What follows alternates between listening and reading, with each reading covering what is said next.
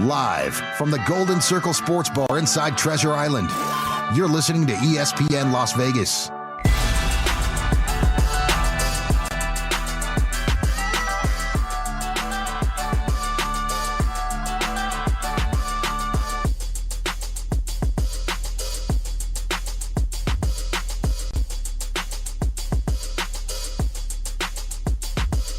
We got good guests coming up. Adam Hill will close out the hour with his coverage of UFC 329. What's up, Jeff?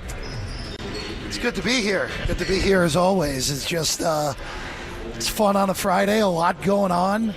Summer League got started off. You guys were out there yesterday with a bang. What a great game at night with DeBonsta and DP. But boy, I didn't even realize how important of a day tomorrow is until I looked at the rundown here today, Cofield. That's pretty crazy. I lose track. I didn't even realize, or I wasn't paying attention last week when it was 7:02 day. That's a big day locally, but tomorrow is 7-11. So, well, we've got the convenience store of the same name. So tomorrow is a big day, at least for this show. Celebrating what convenience stores bring this country. There's nothing more American than going in and loading up on fatty food and soda and beer and tall boys and some kind of snack on a roller. Many of the convenience stores have upped their game. I still think Vegas is a little bit behind. I still think we need some upgrades. I think we need more competition here, but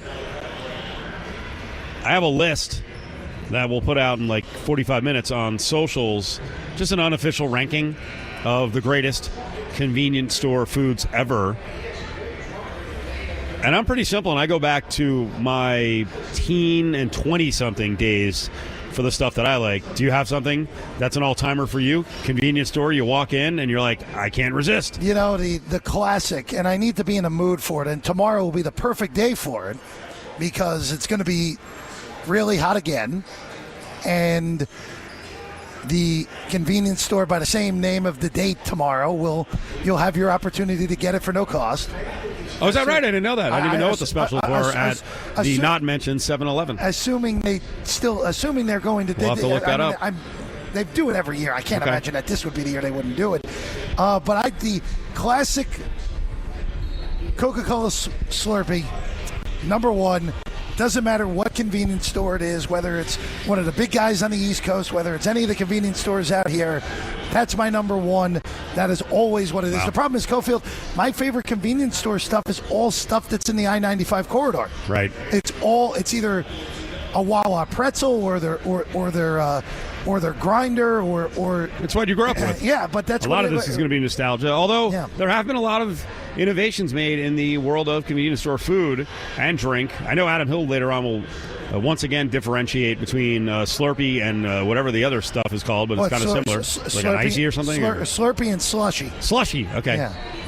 For me, I go back to the days when I was able to grow into a man, and what I mean by that is from like 18 to 25, I was successful in going from someone who weighed about 175 pounds, and I was able eventually to push it, with the help of convenience stores, to like over 250.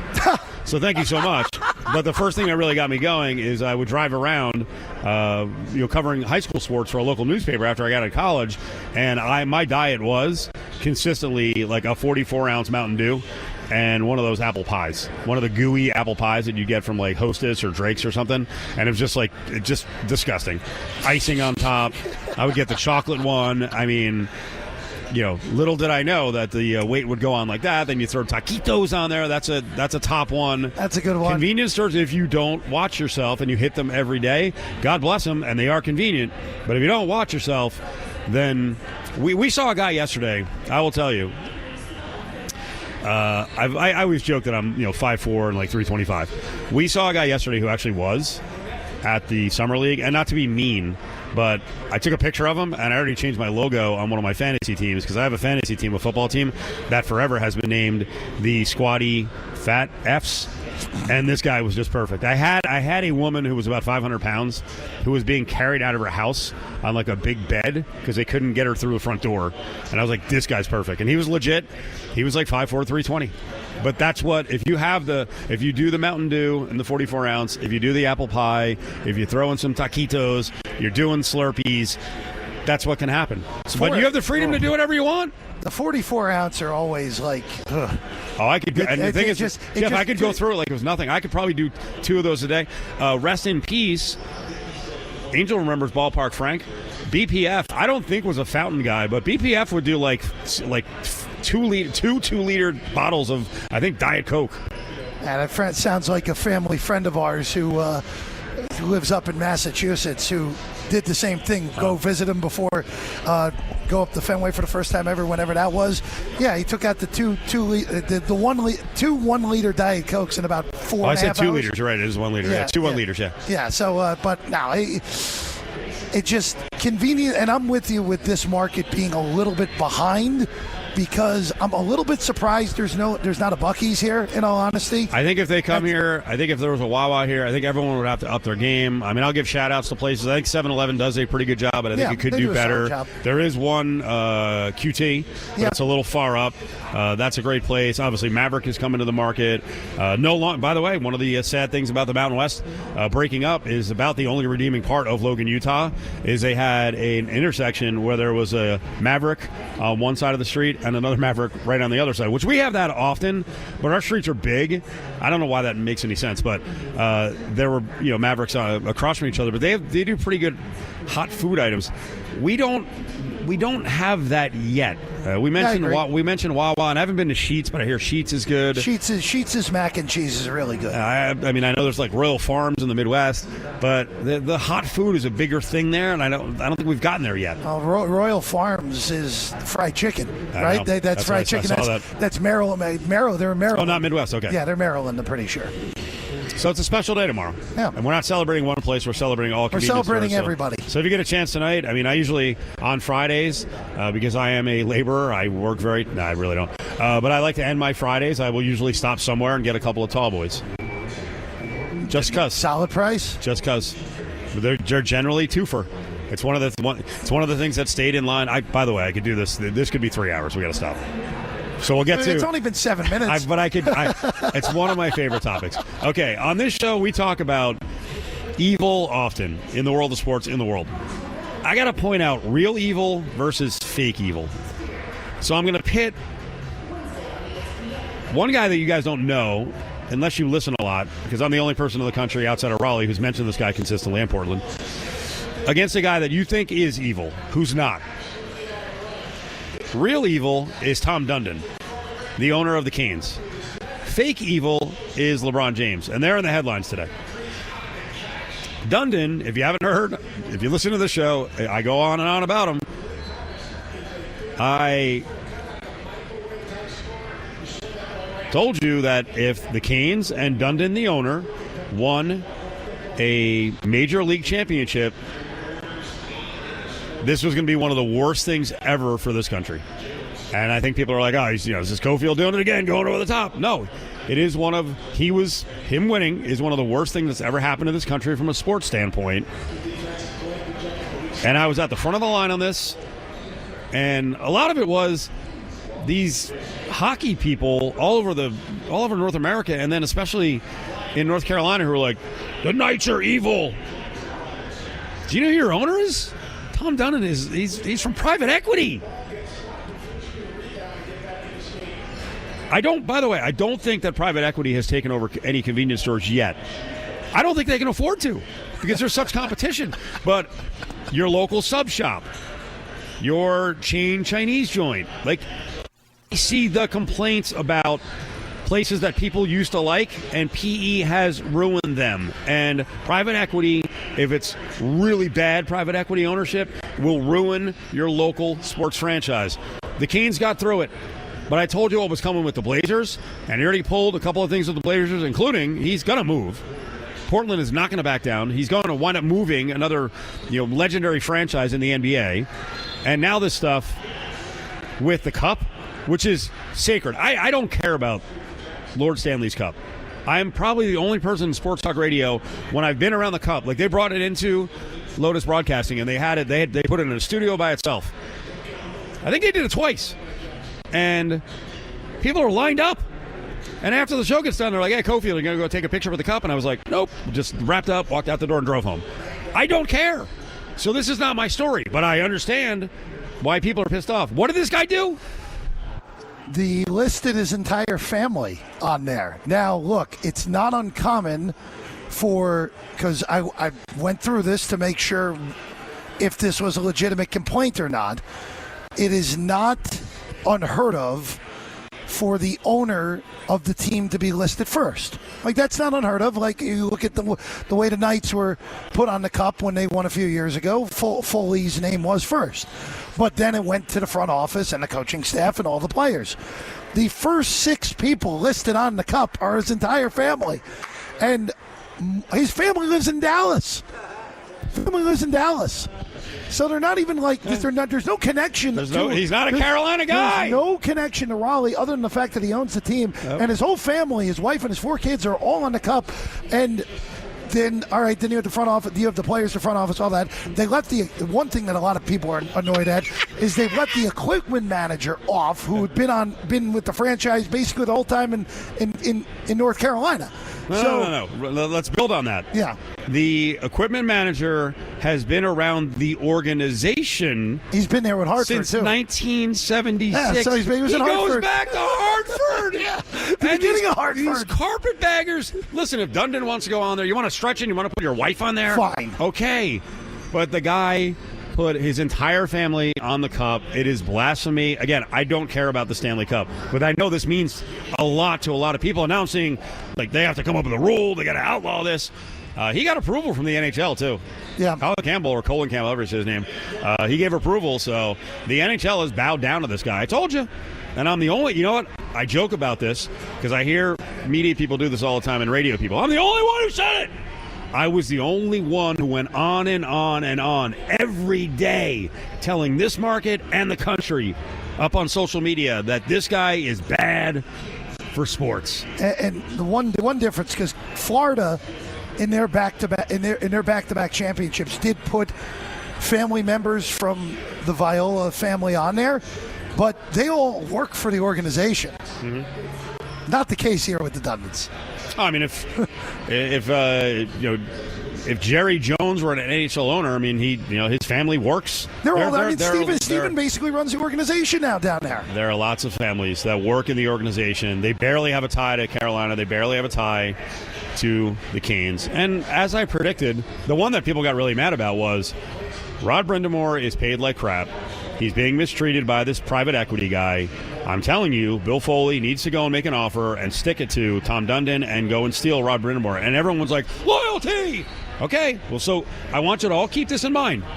You all said in Carolina, lots of you, that it's all about loyalty. And, Raleigh's not like Vegas.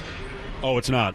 Well, meet Mr. Tom Dundon. I tried to tell you. By the way, here's a mock-up. I don't know if you saw this one making the rounds. You know the Stanley Cup ring. They're going to have the winner's ring. What do we got? Here's the mock-up of the ring. It looks spectacular. Yes. Why not? Describe it to the audience. Oh, it's just a diamond ring full of Mr. Dundon's face. His face is front and center. Just in all different color diamonds. No, that's great. That's great. That's him. There he is. Oh, man. I know. And the point is, again, no one knows who this guy is. No one knew who he was. He's private equity, but oftentimes they're going to come in and ruin things.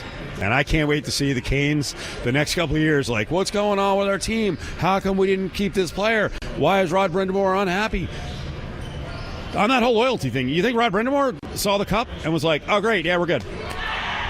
I'm sure he saw the family, like 19 Dundons engraved on the cup, and he's like, what the hell's going on here? Yeah. But loyalty, you're right. Vegas is evil. Bill Foley's evil. Okay. Absurd. Completely absurd. And then we got to fake evil. And listen, I expect it. I've been on sports radio a long time. So has Jeff. It is, one of the 12 commandments of sports talk radio. Talk LeBron, right? Now, we never, very rarely, unless we're mocking for 11 seconds, do the MJ LeBron thing. It's stupid. It's baseless. It's childish. But I do have people out there who are now trying to spin a narrative. That one, because I think they're irked because LeBron is waiting a little bit to make his decision.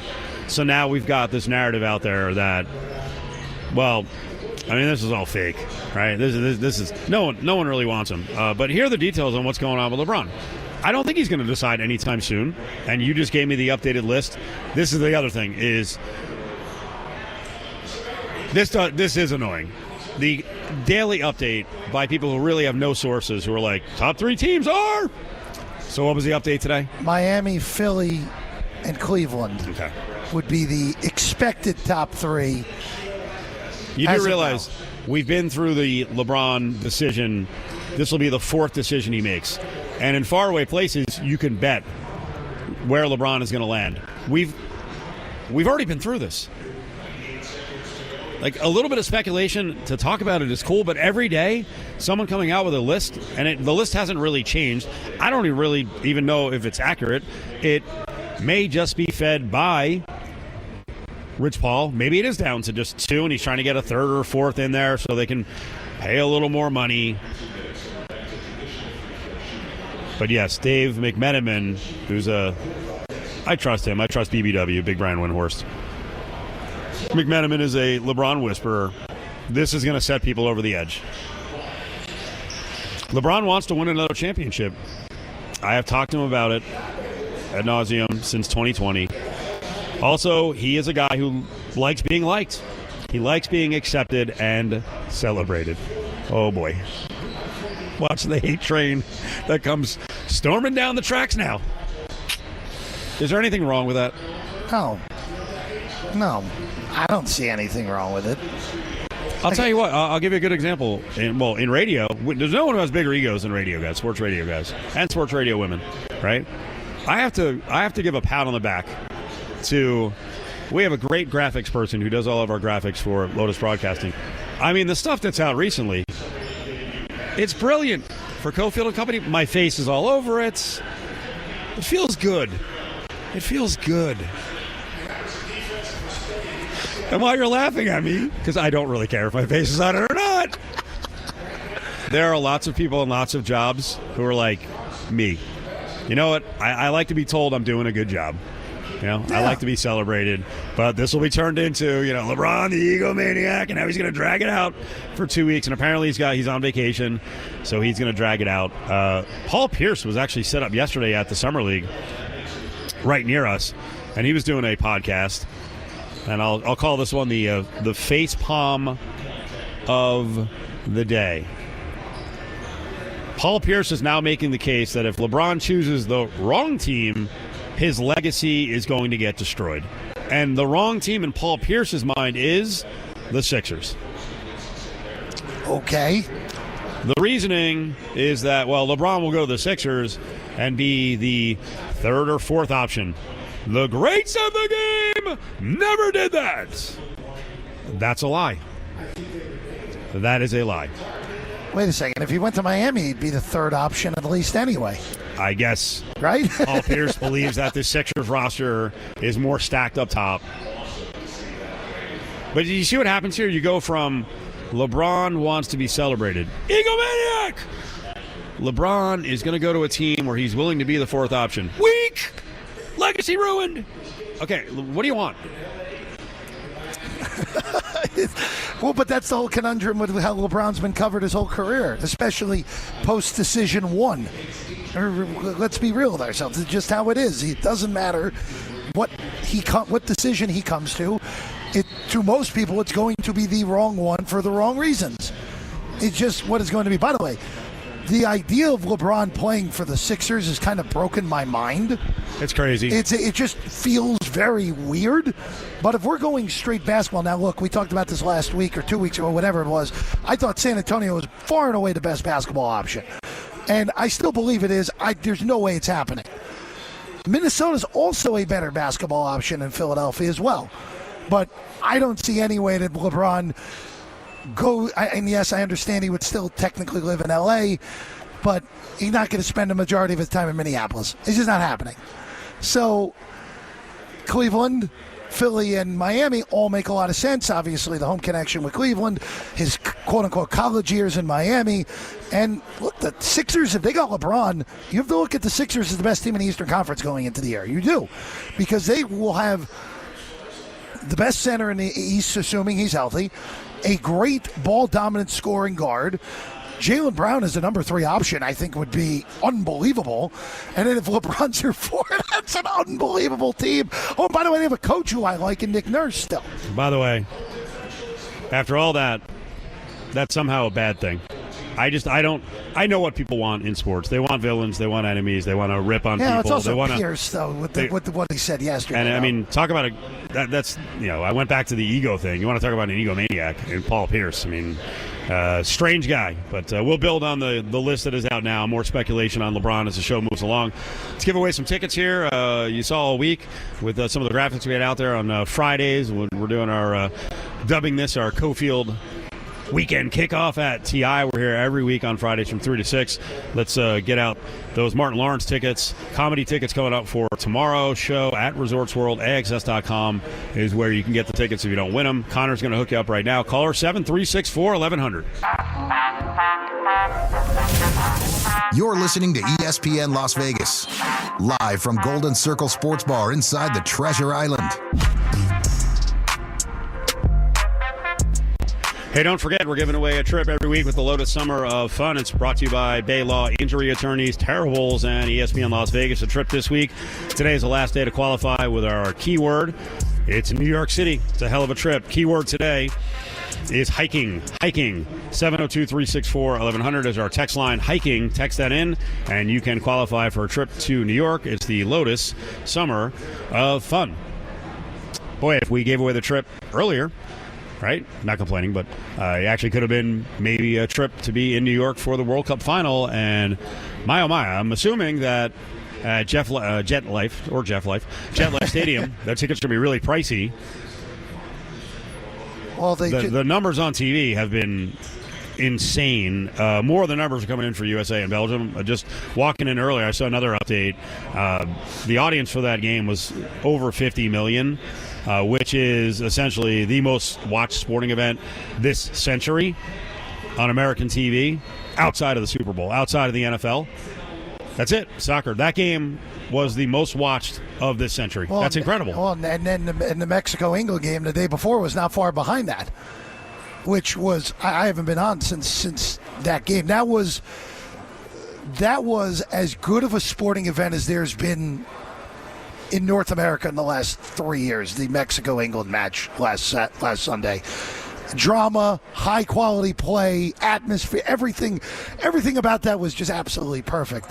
But look, this Cofield, I know that there will be some that say all the craziness around the ballot and overturned suspension put a little bit of a damper on things. I don't feel that. I don't feel that way. Everyone is still watching. Look at the crowd today in Los Angeles for a noon kickoff between Spain and Belgium, where Spain found a way again late to knock out the Belgians and pretty much end any chance of Belgium probably winning a World Cup anytime soon. But it is still, I go back to what I said a few weeks ago on this show, actually in this exact seat.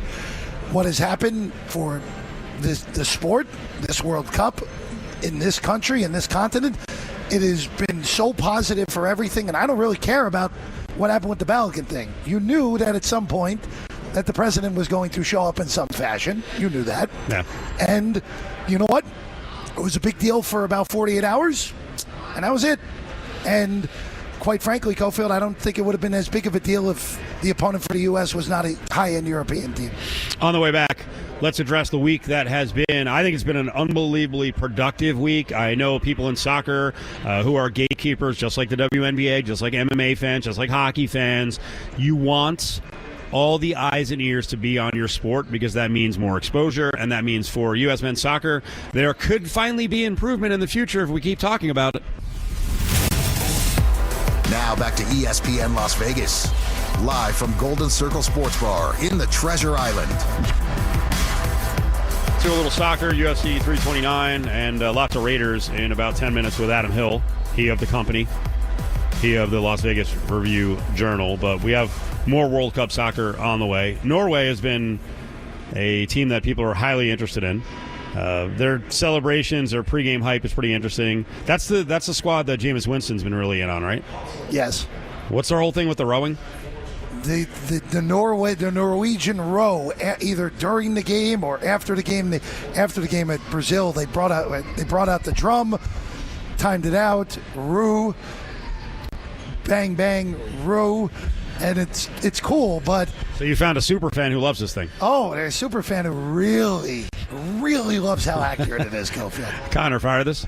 I just find it really stupid. That's the thing I thought when they came up with it. Now, you said that it wasn't accurate. What is it about it that isn't accurate? The Vikings sailed across the Atlantic. They didn't row across the Atlantic. Maybe, I don't know about across the in Atlantic. a song that they released together with rowing, they said they were going to row across the Atlantic, and that's why I've been so annoyed about it. Right. The Vikings rowed up rivers and things like that, but across the Atlantic they sailed. Emil, can I just make the point that perhaps you're missing the wider issue here, that it's about supporting your country, which you obviously do, because look at the shirt that you're wearing. So isn't it all just a bit of fun? You can say that, but when they released it, I found it stupid, and I wanted to show that I didn't appreciate it, and I think I got the message across. You certainly did, because the image of you not rowing went viral. But listen, you're wearing the shirt now. Apparently, there is quite a big game on Saturday, so I'm told. So how will you be supporting Norway? I will be supporting them comfortably from my chair at home. What if they were to win, say, and get further on, semi-final, final? You still wouldn't join in the fun? They can win whatever they want. I will not row. Wow.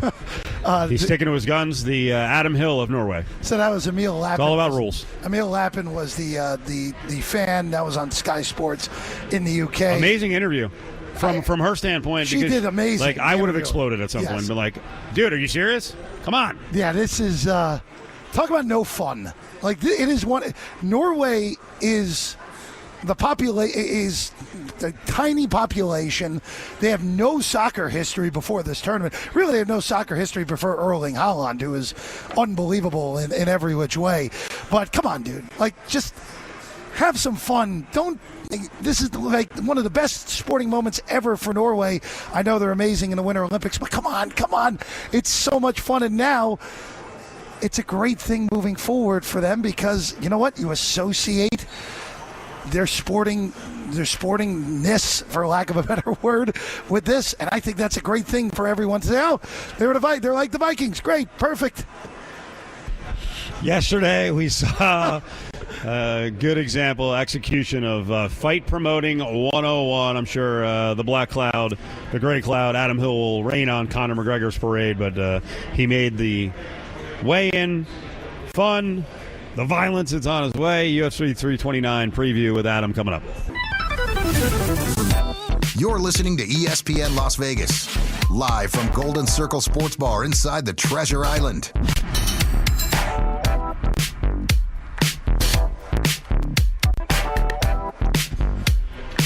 Good to see one of our longtime listeners, Dan the Cookie Man.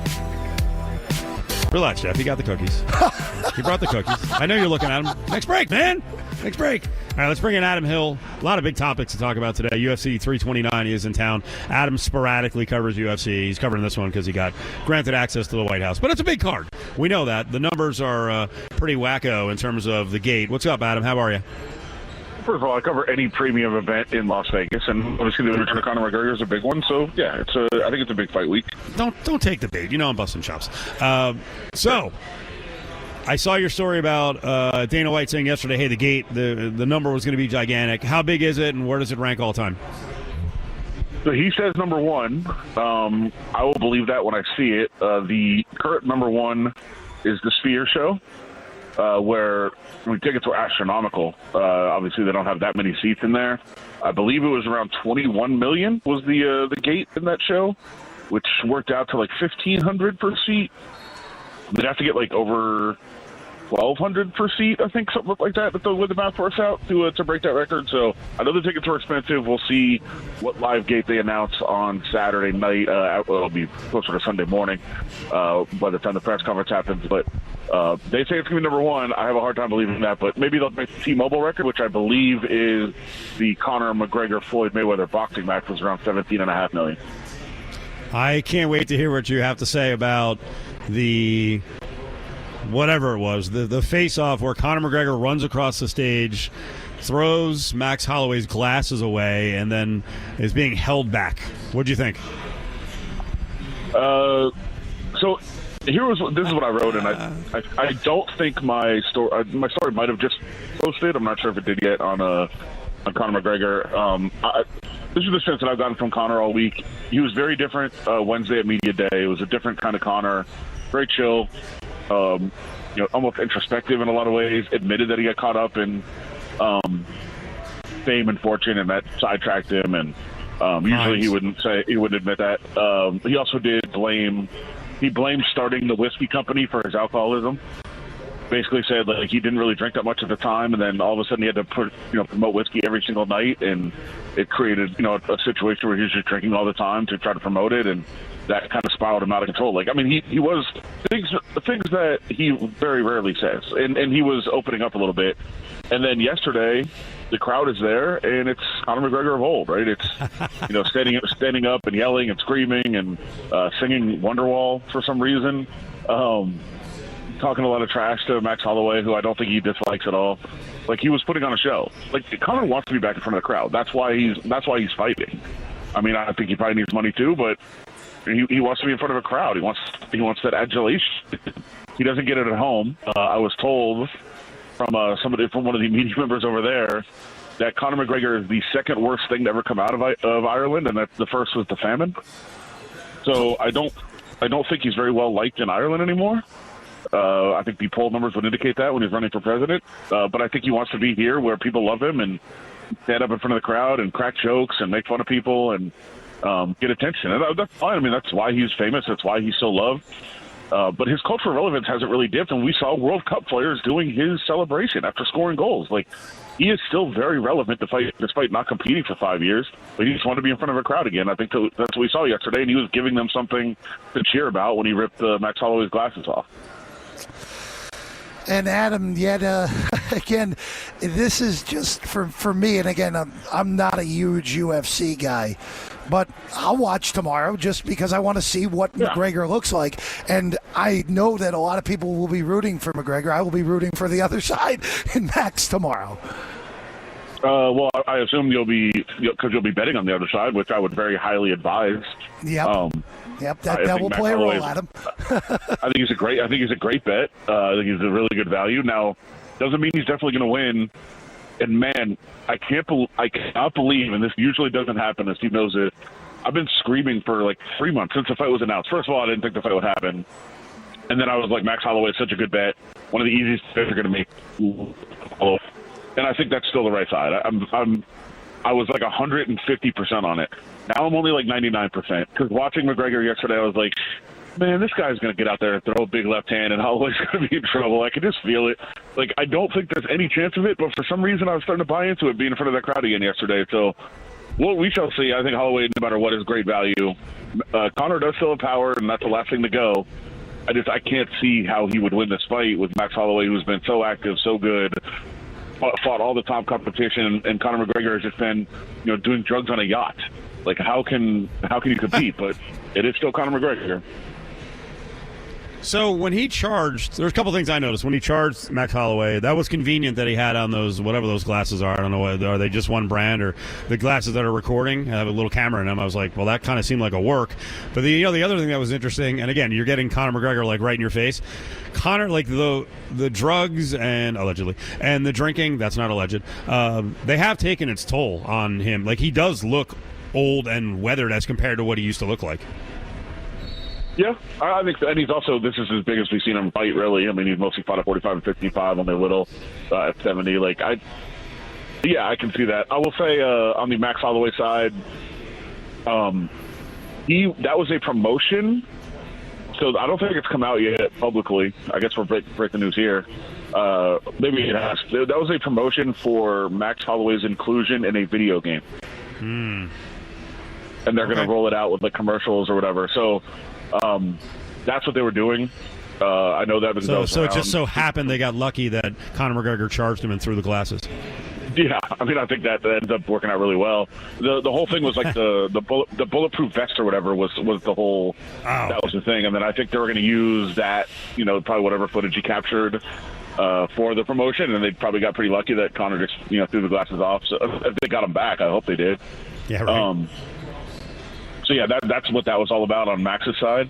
On Conor's side, like I said, I think he was just giving the fans like, hey, look, I'm back. You guys are going to like this. I'm going to throw his glasses. It's going to be great.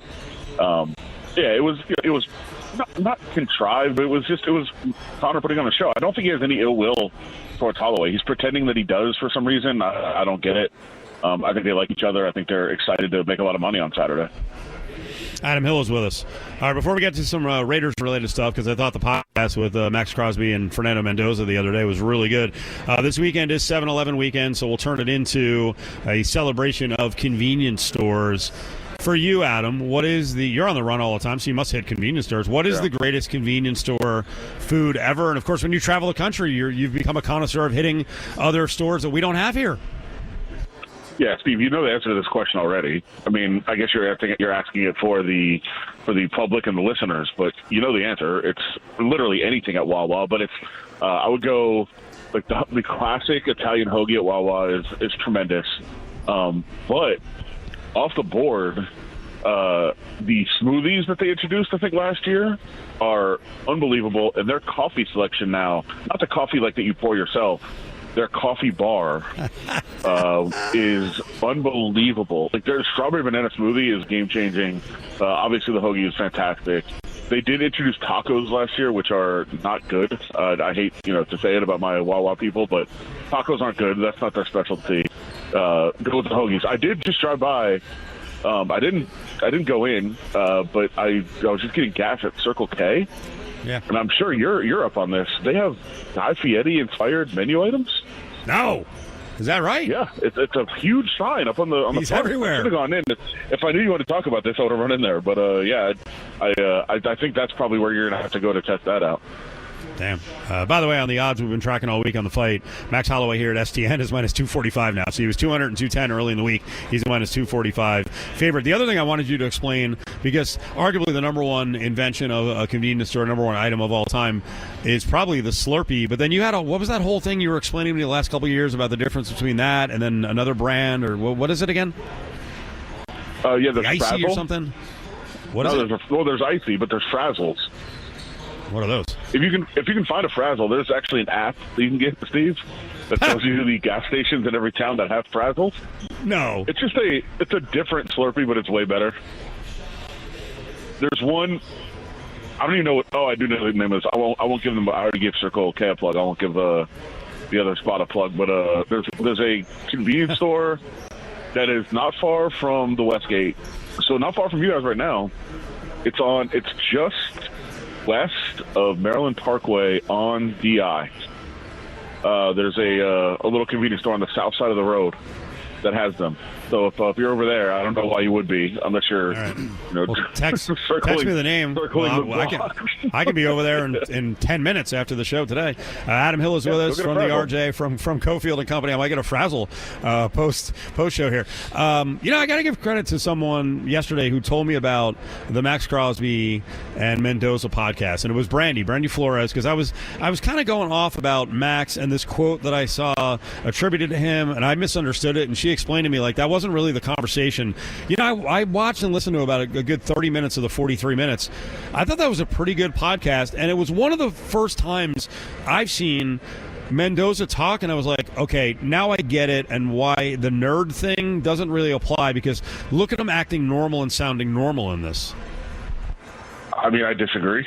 I watched it. I thought it was pretty contrived, just like he always is, and careful. And this is the things I pick up. I think Max did a really good job opening up a little bit. I think you're right about that. But I do think it's still too much. It's too much thinking about what he's going to say, and too much kind of covering his tracks. If you watch, I don't know if you watched the whole thing or in clips, but. And reminder, I want to go back to what you said about the Max quote being taken a little bit out of context or whatever. But there's things like he said, Fernando said at one point, I yawned before a game and I couldn't figure it out. And then I had to go, kind of talk to my mental coach and figure out exactly what that was and embrace that and blah, blah. And then Brogan Roback, Max's quarter from college, is the co-host. He said, "Oh man, I'm sure social media had a field day." He goes, "Oh, I just want to make it clear, it wasn't really caught. It's not something I do all the time." Like, okay, just allow the conversation to happen. Like, don't worry about like covering your tracks in every situation, or like he's so worried about what he says and how it's going to get picked up, and that is true. But like, he just can't fully let himself go and be normal. And I think that is the next step to being comfortable. But to the point you made about being genuine and authentic, I do think people picked up the wrong quote. Like the Max quote went kind of crazy of like, hey, just be authentic, blah, whatever he was saying. The important part was what Mendoza said about what Kirk Cousins had told him, because Kirk Cousins is a guy who came in the league as a quote unquote nerd, a square, not hip at all, not cool. And Mendoza said, Kirk told me, like, if that's you, be you. Like, don't try to change because people think you should be this as a quarterback or that as a quarterback. The stuff Mendoza said was far more important than what Max said back to him, and yet nobody picked up that quote. I will say I did. It's in my Kirk Cousins story that I updated my story for like the 85th time to get that quote in from Mendoza, because I thought it was very important that Kirk was like, hey, look, this is how I'm known too, but I'm just me. And as long as you're yourself, like Kirk Cousins has become Kirk O'Chains, and like he's been this cool character, even though he's a nerd, like it's been embraced. But if he tried to be cool, people would hate him. And I think that's what Mendoza said he kind of picked up from Cousins, of like, just don't try to be anything, just be you and you'll be fine. You have this big story coming out on Sunday on Kirk Cousins. You actually went to Michigan and hung out with him. I don't want to spoil what's in the story. You gave a little bit of it the other day, but I wanted to build on one thing. I only have like a minute left. Mendoza on the podcast with Max Crosby was talking about Cousins, and he's legendary for having notebooks, like 20 years of notebooks. Like, did you get kind of that sense, or did you see any of the notebooks or what he was talking about? No, I wish I would have heard that quote before I went. I would have asked him quite a bit about it. But I will say, like, the meticulousness, and that I both love this and hate this, but Kirk Cousins was like, they had a game that they were playing in the camp, and nobody knew what the overtime rules were. And Cousins was like very, very intimately involved. He's like, all right, we got to do this, we got to do this. And he's like, does this rule work? What if we do this? How if we play it out like this? Like, I love that, but I also would have loved it if that was worked out earlier. That I want to go in knowing every single rule that's in play. But Cousins was like down in the depths. Like, we got to figure out the rules. We have to know what the rules are. And then he also spent a lot of time trying to figure out if they needed to switch the size of the balls because they have 4th, 5th, and 6th graders. And he's like, I just don't think 4th graders and 6th graders. So he's like measuring kids' hands and deciding, do we need to get smaller balls for the 4th grader? Like, that's the details that he was paying attention to. Adam, we appreciate it. We know you're involved in a very, very busy week. I don't know what you're doing with the SAC Summit, but I'm looking forward to a story coming out of that. That was also here in Vegas. So crazy times right now. We appreciate a couple minutes. Yeah, Bam and Tyler Hero. That was a good tease, but we couldn't hear it. So I'm going to use that. Thank you, Adam. Man, I want to build on one of the points. The reason I thought that Mendoza came off as genuine, we'll save that. We're getting ready for hour 2. TI Vegas, Golden Circle Sports Bar, Cofield and Company. Adam mentioned something there. I mean, it looks to me like Tyler Hero was kind of bad-mouthing Bam Adebayo, and then Asia Wilson told Bam, you know what, go beat up Tyler Hero, and something happened. In the middle hour of the show, Parles is here. It's Cofield. A lot to follow up on. We got a weird story around the Summer League. I mentioned Asia Wilson. I don't think she's any part of it. That's coming up in 2 minutes. This hour every day is brought to you by Battleborn Injury Lawyers. We're on in Reno. We're on in Vegas. 766-1400 is a call from anywhere in the state of Nevada. Number in northern Nevada, 775-766-1400. Your last chance today to qualify for our Lotus Summer Fun giveaway. You got to text in the keyword of the day, 702-364-1100. Keyword is hiking. The keyword is hiking. So you want to text that in. And this contest is brought to you by ESPN Las Vegas and our friends at Terribles. It's Big 4 time. Battleborn Injury Lawyers presents The Big 4 at 4. Number 4. Headline, A. Wilson's boyfriend, some guy, tries to fight his former teammate. Well, if you don't know, A.J. Wilson, star of the Aces, is going out with Bam Adebayo. And apparently Adebayo and Tyler Hero, former teammates, got into it. I don't really know the genesis of what the conversation was online. Do you know this stuff? I actually don't, because I even texted a few of my friends when I saw this come down that would be in the know more so than I would be. And they were like, yeah, I didn't even know there's anything. So who knows what happened here? Shams Charania has been all over it. That the confrontation took place at a practice court in one of the hotels here in town. I think we both have a reasonable idea of what hotel it probably was going down at based off of where most of these players stay during Summer League, not far from where we are right now. But just weird, right? Hero's not there anymore. Obviously, he's going to be a Milwaukee Buck. I don't know. A very, very strange story to come out of this, and not a fair fight, as they would say. If it was Bam fighting Hero, that is not a particularly fair fight there, Cofield. There was an allegation that somewhere Tyler Hero had said something to the effect of, there's a mother blanker making $60 million, but they're worried about me and what I do, and was talking about elite defender, and I guess went after Adebayo. So that seems to be the genesis of this. As you mentioned, Hero's out of town, Adebayo's still there. I don't know why Bam Adebayo would be so angry. Maybe they have a history, but the report is that he walked up to him and I guess struck him in the face. That's two. NBA Summer League's off to a good start after 2 days. That's two Calipari guys too. Also, not only are there Miami teammates, that's two Calipari Kentucky guys. Number 3. Number 3.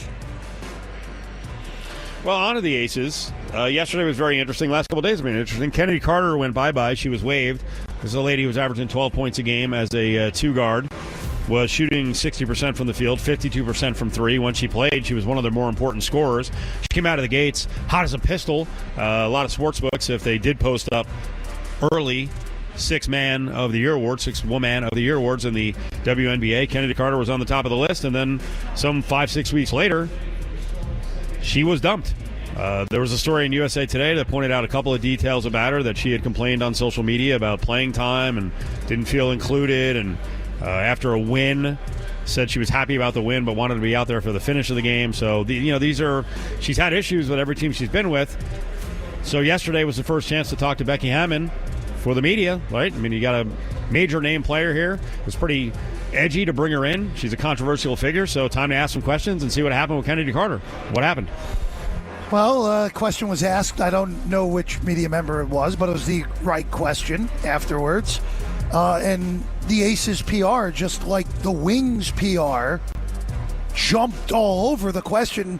And I thought the PR response was ridiculous yesterday of, we're just going to keep it to basketball, which is a galaxy brain sentence, because releasing Kennedy Carter will have implications for this team on the court, because we talked about this all offseason and in the lead up to the year, Cofield, with the new CBA and the fact that the big four for this team is getting paid so much money. Building out the roster behind the big four is important, and Carter seemed to be the perfect fit.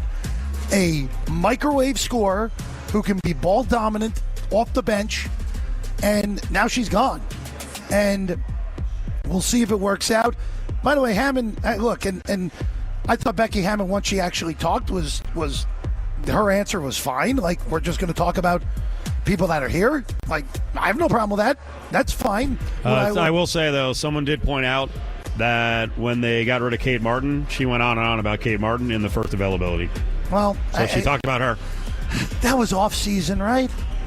No, right? I think she was cut early on. I thought, but okay. You're right. I don't know about the timing. Yeah, look, I think the timing's a little bit different. And again, like, look, Kate Martin, Kate Martin's a name that was really just known more so for, again, she in part it made it to the league in part because she was a Clark teammate and a player that was looked at as a positive all the way around. And look, unfortunately, again, narrative going in on Carter.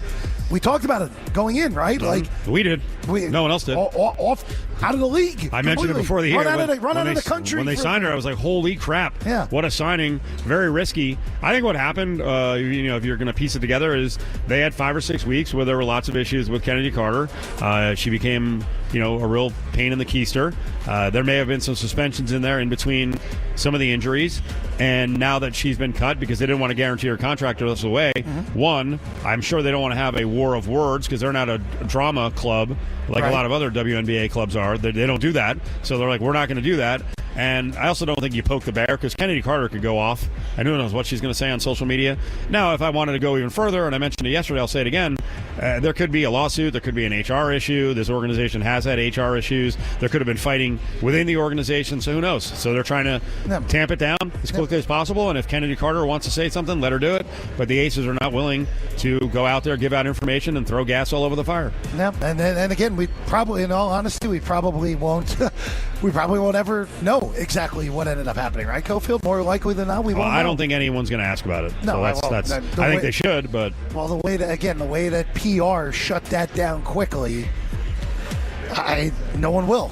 It's just, and it's interesting, too, because there's another WNBA thing that happened today. What did I miss now? Well, no.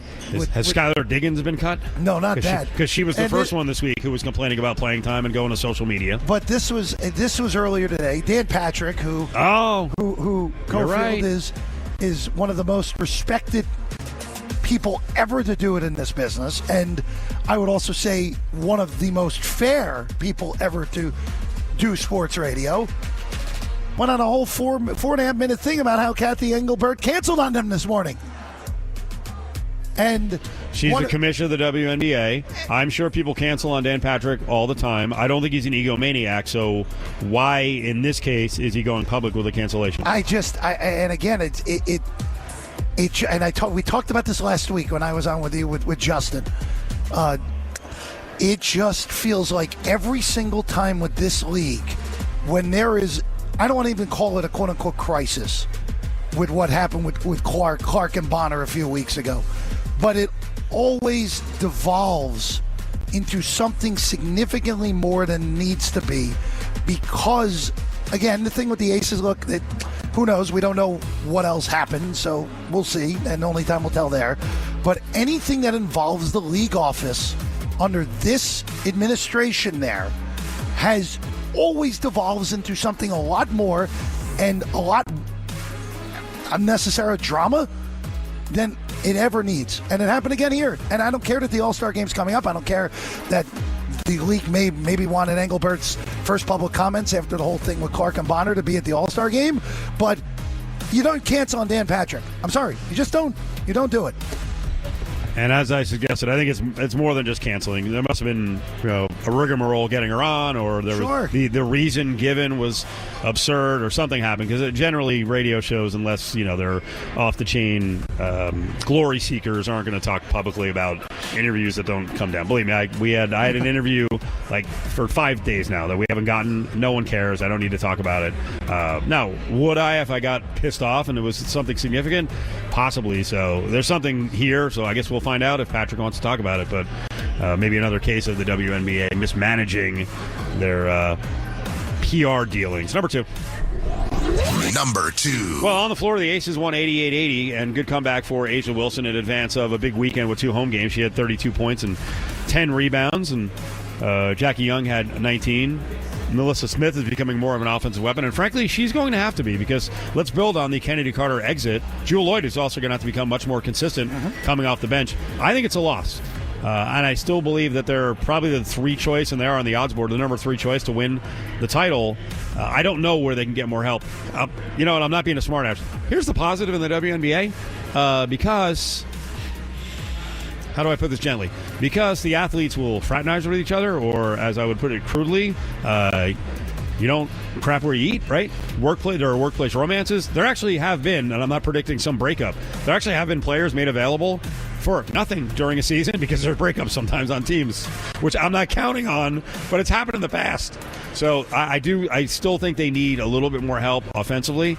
Now, that all said, to go back to what she wouldn't say about Kennedy Carter, and the USA Today story did, Kennedy Carter was lost on defense or refused to play defense. So I get that. Sure. They don't need someone to go out and just simply score. You got to score and play on both ends of the floor. But they're really good. But they're still missing something, and I still think they're a little short on the bench. They're one of 4 teams that I give a legitimate chance to win the title still. One of 4. That's it? Yeah, I think there's only 4. Well, I think there's more. That can win. Look, I'm not buying Golden State as a legitimate title contender. I am. I'm not buying Dallas as a legitimate come title on now. contender. They're only going to get better, and they've got a top 5 player in the league. I'm buying Atlanta more than I'm buying Dallas right now. Okay. So, to me, it's the Aces, the Lynx, the Liberty, and the Dream. Those are the 4 at this moment that I think can win the title. I just don't think Indiana's good enough defensively to win it. I don't think Golden State has enough offensive firepower when we get down to the postseason.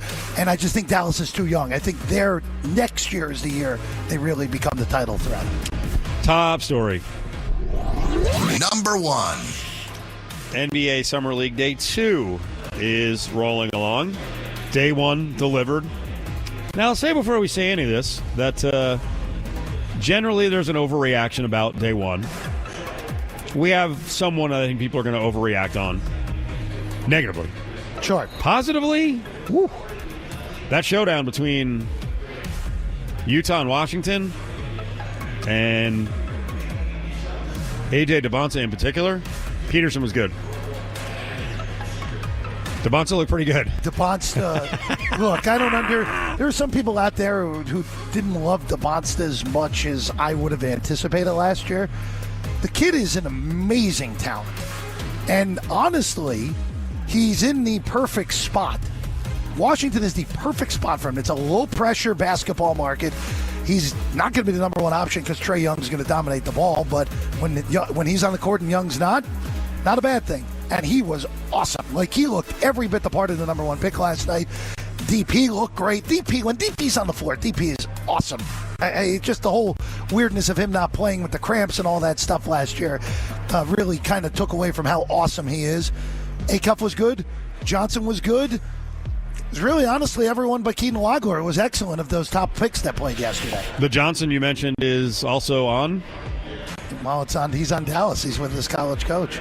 And also the Trey Johnson, too. That's what I thought you were referencing, yeah. Well, both of Morris Johnson and Trey Johnson. Imagine if DeBonta and Johnson, who the Wiz have, if they both pan out this year, could be a team that actually can make some waves, make some noise. We'll get to more of the World Cup in the 5 o'clock hour. Updates on what's happened the last couple of days. Spain did beat Belgium 2-1 today. And then tomorrow, got a set of games, right? Starts up at 2 o'clock, Norway and England, 6 o'clock, Argentina and Switzerland. You can watch all the games here at the Golden Circle Sports Bar. 55-plus TVs, and they really do it up for the World Cup, and great crowds, vocal crowds, awesome drink and food specials, including 7-day-a-week happy hour, 10A to 6P, $5 on select draft beers. So we've hit a lot today on Cofield and Company. We just had that breaking news where there was some dust-up between Bam Adebayo and Tyler Hero, former Heat teammates. We'll get more updates on if there was any actual damage that was done to Hero, because apparently he's the one who got smacked in the face or something happened to him. Let's go back about 15 minutes. Adam Hill was talking to us about his story on Kirk Cousins. Big expose. No, it's a big feature on Kirk Cousins. He went out to Michigan for a couple of days. And we piggybacked that with the fact that Fernando Mendoza just did Max Crosby's podcast. About 45 minutes with Max Crosby, and I made the statement, and Adam kind of turned me down on it, that I thought Mendoza actually had moments where he did look genuine. One that I was pointing to, and I remember about the time mark, is probably 24 minutes in, is Mendoza was talking about similarities with Kubiak and Cignetti. And he was telling a story about Cignetti in August camp, coaching him really hard. And, I mean, like, really picking at him about details. Like, he had made a great play in practice, and Cignetti was still like, no, this was wrong. And there was a moment where Mendoza was like, come on, man. It's like, man, I'm doing really well. What do you want? And then, like, that was the moment where I was like, okay, he sounded like a player who talks to other players. Because in front of us, he's very schooled, he's very regimented. Adam pointed that out, so I just wanted to go back and hit on that one. In our conversation about the NBA Summer League, Jeff, about day one and reacting, we all want to react. We all want to see what happens when players are amongst a better crew of competition. The Summer League is good. It's not the NBA, though, so let's not go crazy. You don't want to see a guy come out and be a disaster. But I will go back in the annals of Summer Leagues. One, I remember this, the reaction after Wemby played one game in the Summer League, and there were like 70% of the reaction was soft, weak, never going to be good. Okay. Like, don't rush to judgment this early. My favorite, personally, take that I came on the air with after seeing a guy play in the Summer League, and I watched him for the first game he played, and I was like, I don't see it, just too small, looks frail, not going to happen. It was Chris Paul. So that worked. Let's let him play. Like, Keaton Wagler did not look great yesterday. He's the kid from Illinois. I will also point out, I know he was selected ahead of some guys who played a lot more basketball. The Clippers are in a position of rebuilding. Is there anyone who believes that Keaton Wagler is going to walk into the NBA and be 17 points per game right out of the gates? I thought he was more of all the guys taken in the top 10, that he was more of a project. He's very young. He's very slight. He's another one of these guys who sort of sprouted into an elite player in college when even Illinois didn't expect him to be that. So, like, at some point, all of this is going to catch up, and it's going to be developmental time again. Or did you not like him in the draft? No, to me, the top four, it separated itself from everyone. Everyone knew Boozer was going 3 to Memphis. Wilson was going 4 to Chicago. It was just a matter of who's Washington taking at 1 between DP and DeBonston. Obviously, they picked AJ. All those guys from 5 to 10 in the guards, all of them are either super young or they have flaws. Or they're both, right? Wagler's a little bit undersized, very frail, but unbelievable scorer, super young. Mikal Brown might end up being the best of all of them, but he missed a lot of last year with a back injury. And that's always very concerning at 18, 19 years old. Acuff, we know what the critique of Acuff was. He didn't play a lick of defense at Arkansas, despite being the best ball in hand guy in college basketball down the stretch in games. And then Fleming's another guy, undersized, but again, another guy who I loved, and same with Burries. So, look, I don't react at all to this when it's a negative performance, Cofield, because there's also a little bit of a desperation factor difference when we talk about this as well. When you're a top 10 pick and you don't necessarily play great in the Summer League, you're never in danger of losing minutes or getting cut. Most of these guys here are guys who are in the G League, guys who are fighting for roster spots, guys who are fighting for their NBA careers. So I'm never going to overreact to a negative performance from a guy who's picked in the lottery in their first game in the Summer League, especially when it's a guy like Wagler who we know are going to play multiple games, unlike if DeBonster or DP didn't play well last night and that might be their only appearance in Vegas. We've done a lot of basketball this week, NBA, WNBA. We talked a lot about soccer. We got a lot out of soccer. We have more soccer coming up, the games, and also the reaction to USA flopping in their final game. We know football's coming, and I love college football. And the beginning of college football talk really begins these weeks when we've got media days, football media days. It kind of re-energizes you. You see the players, you see the coaches.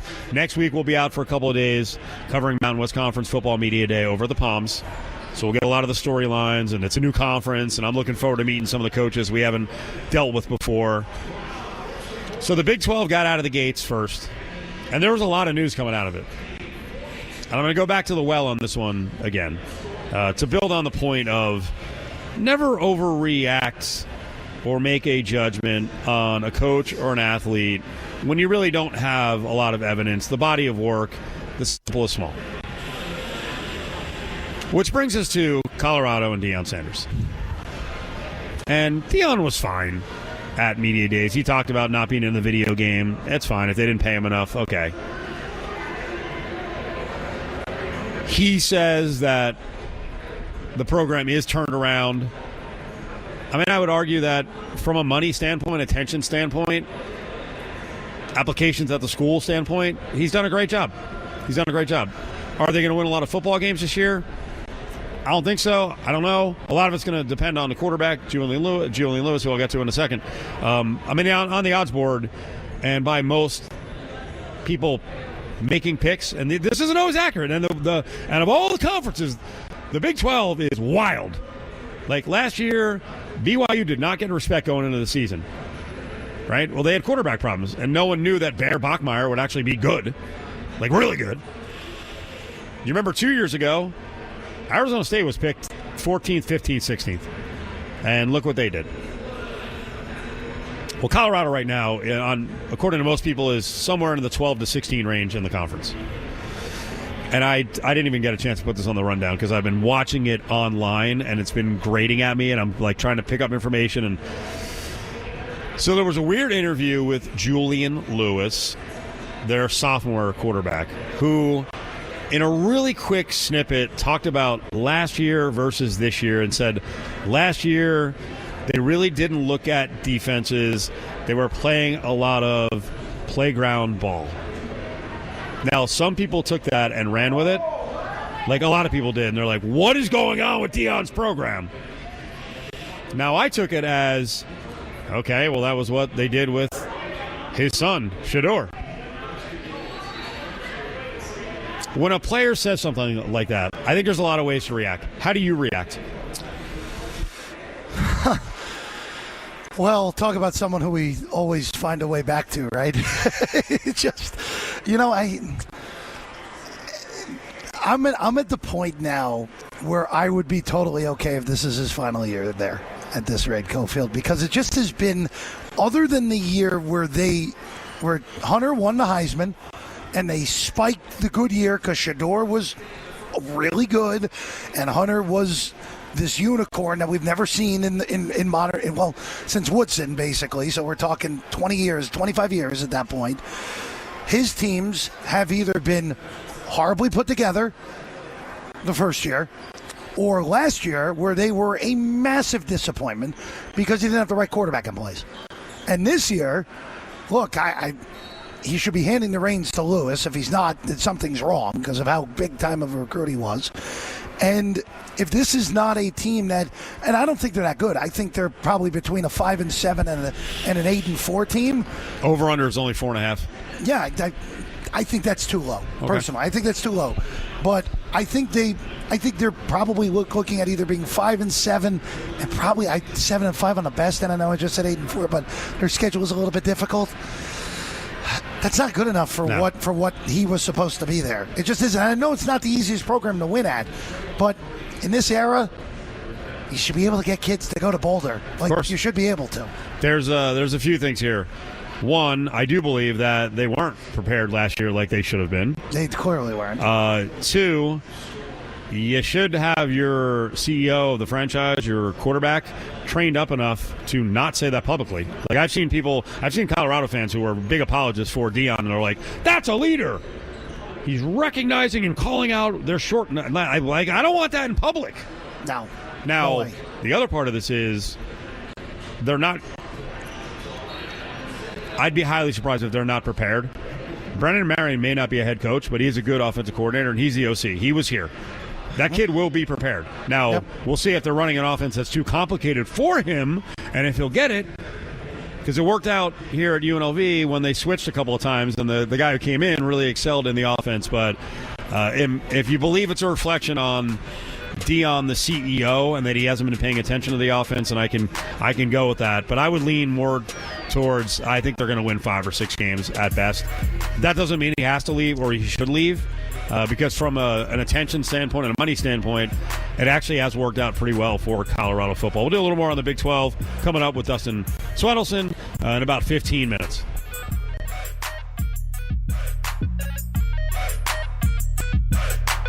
We're going to set you up for the sports gambling weekend in about 10 minutes with Dustin Swedelson from VSiN 1230 The Game. Also, Matt Neverett on the baseball weekend coming up in the first half and what's going on with the Aviators and maybe a couple of UNLV points as well. But we always do our A's spotlight at this time at 4:35.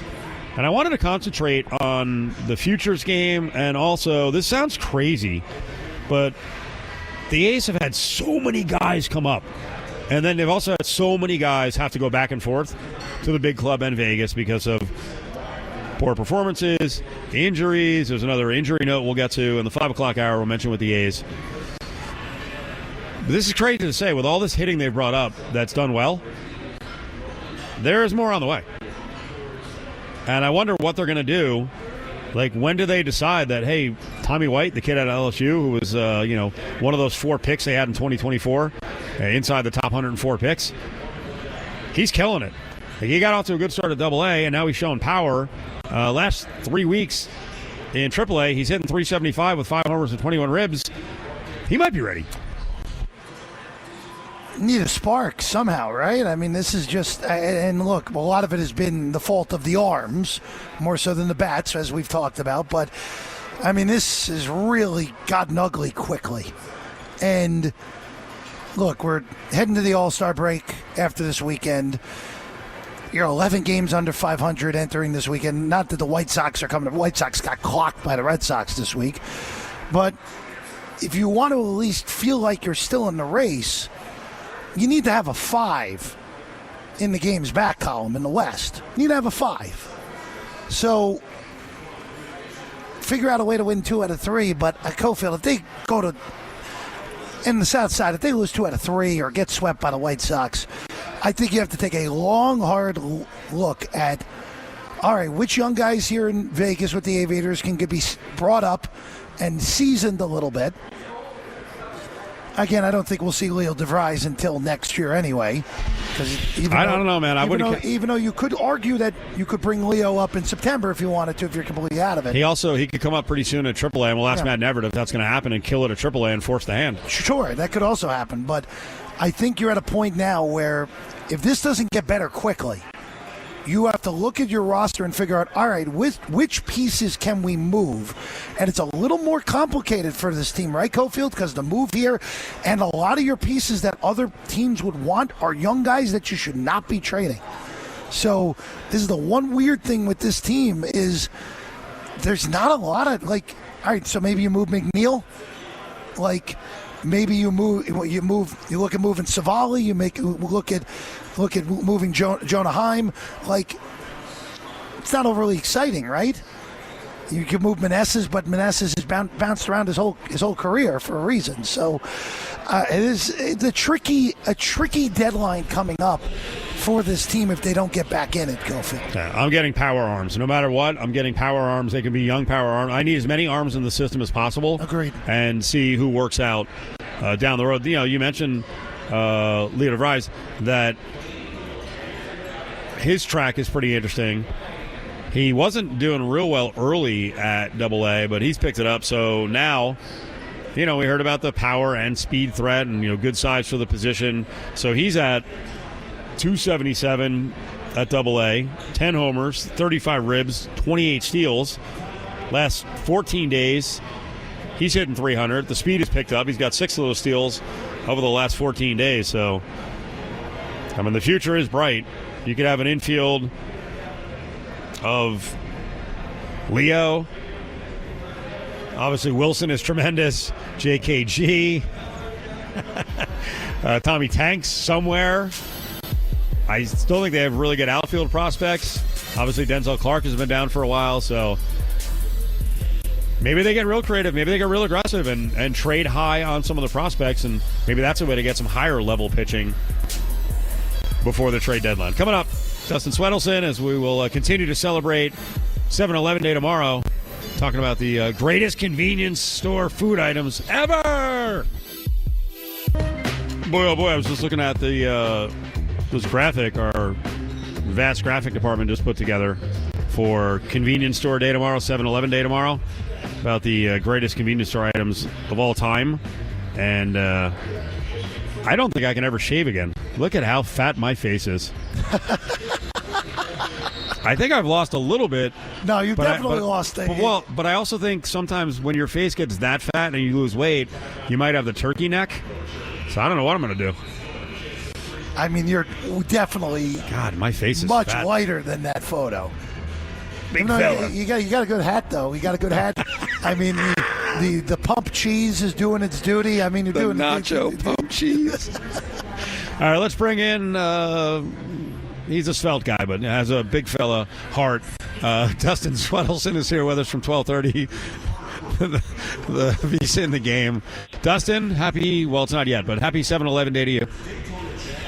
You too, Steve. Steve, you got to play the angles better. That's what I learned from the Insta thoughts. It's not necessarily how you look at certain sides. It's all about that straight on. And as long as you get caught at the wrong angle, you're going to look a little bit more bloated.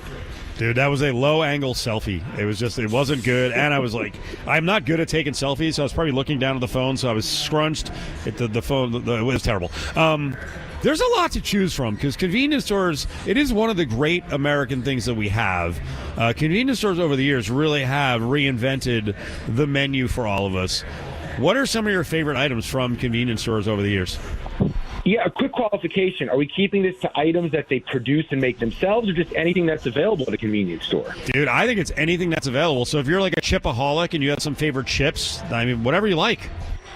Okay, a few things that jump out, and we're going to get lengthy here. I'll figure out which one's my favorite by the time I get through this, but I lived in the South for a long time, and there were points during road trips where I'd pull up to a convenience store, and they'd have pickled eggs. I never actually ate the pickled eggs. The thought of a pickled egg makes me want to gag right now, but like that's where we're at. Depending on where you are in the country, there's something may jump out that is unique to your area. Like in the South as well, boiled peanuts. That was a huge thing. I really haven't seen them anywhere else. Specifically for me, I love the Cajun variety.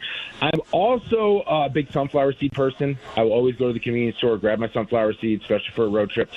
7-Eleven specifically has a great buffalo chicken dip potato chip. It's just a chip, but it tastes like buffalo chicken dip, and it's a 10 out of 10.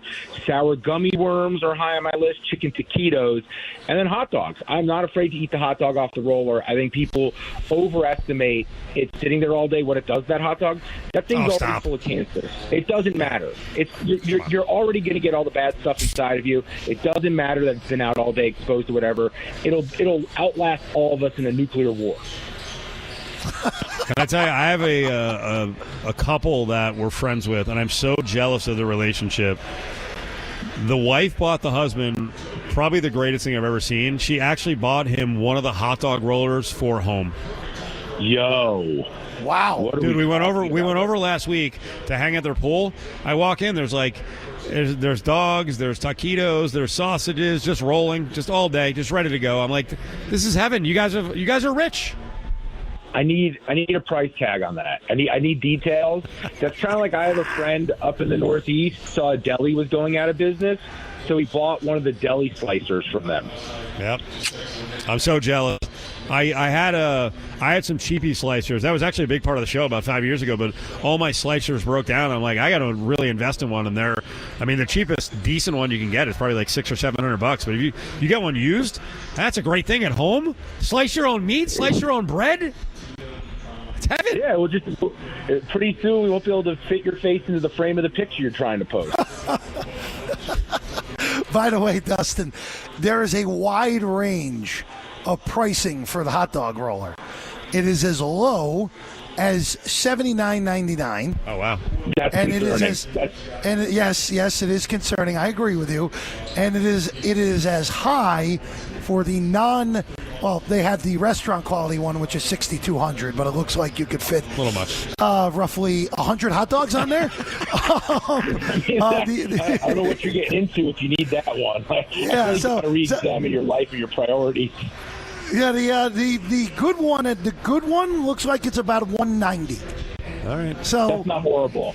Not bad. Might actually be somewhat worth it. But Dustin, I have to piggyback on something you put on social media last week, and you got clobbered for it by some, and I was 100% with you. The best topping on a hot dog is Coleslaw. It's not even a debate. Like, I don't understand the fight against this. One, coleslaw to me, and this may be the fattest thing that's said in these 5 minutes we've been together here, and we've said some fat stuff. Coleslaw to me is not a side. It is a topping. It is a condiment. And as long as you put it on a hot dog where you have the hot beef, pork, whatever you want with the seasoning in the hot dog, combined with the cold, creamy, crunchy coleslaw on the bun, it's essentially like a poor man's Reuben sandwich, kind of, with the cabbage playing with the meat on the bun. I love a slaw dog. I think it is the best way to consume it.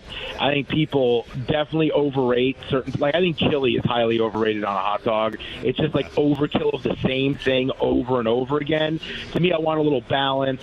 I want a little bit of mix in what I'm getting in terms of the bite. That's why I'd either go coleslaw, like I said, number one, and my number two, mustard, ketchup, relish, and onion. Okay. I'm with Dustin. I was going to let you jump in on the ketchup. I'm 100%. Well, you know what? The ketchup thing, as long as we're not in Chicago, who cares? You can do whatever you want with it. Sure, hot dog.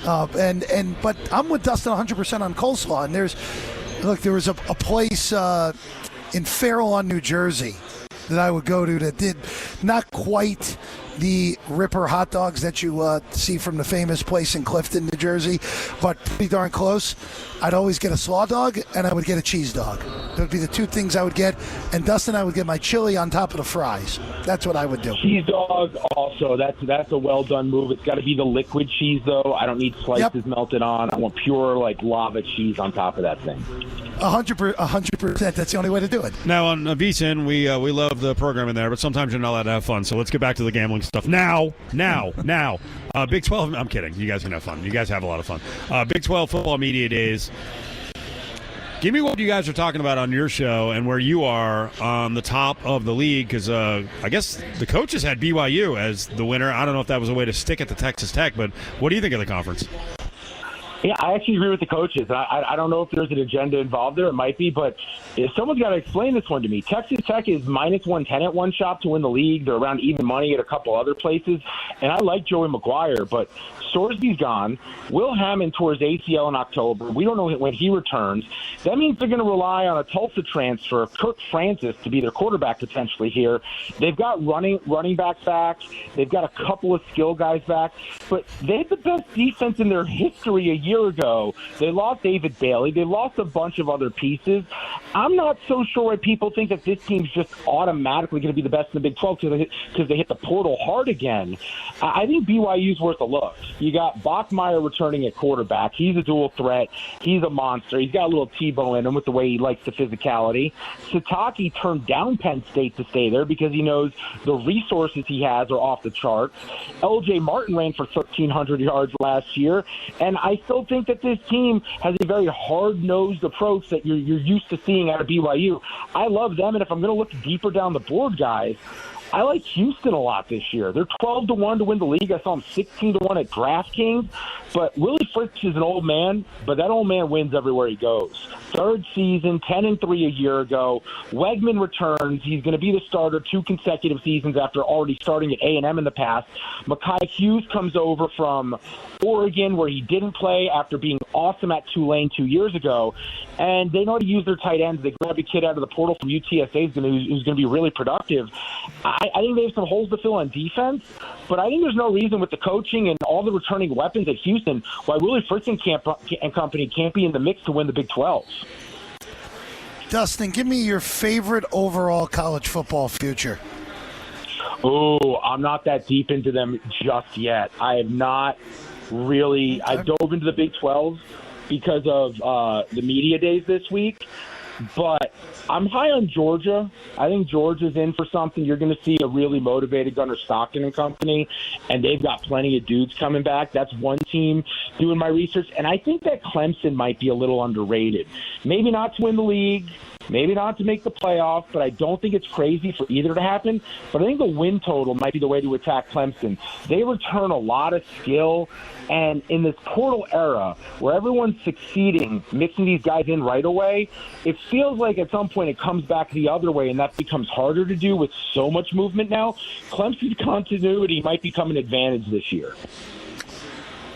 Dustin, how are you handling the 2 World Cup games tomorrow? England and Norway and Argentina and Switzerland.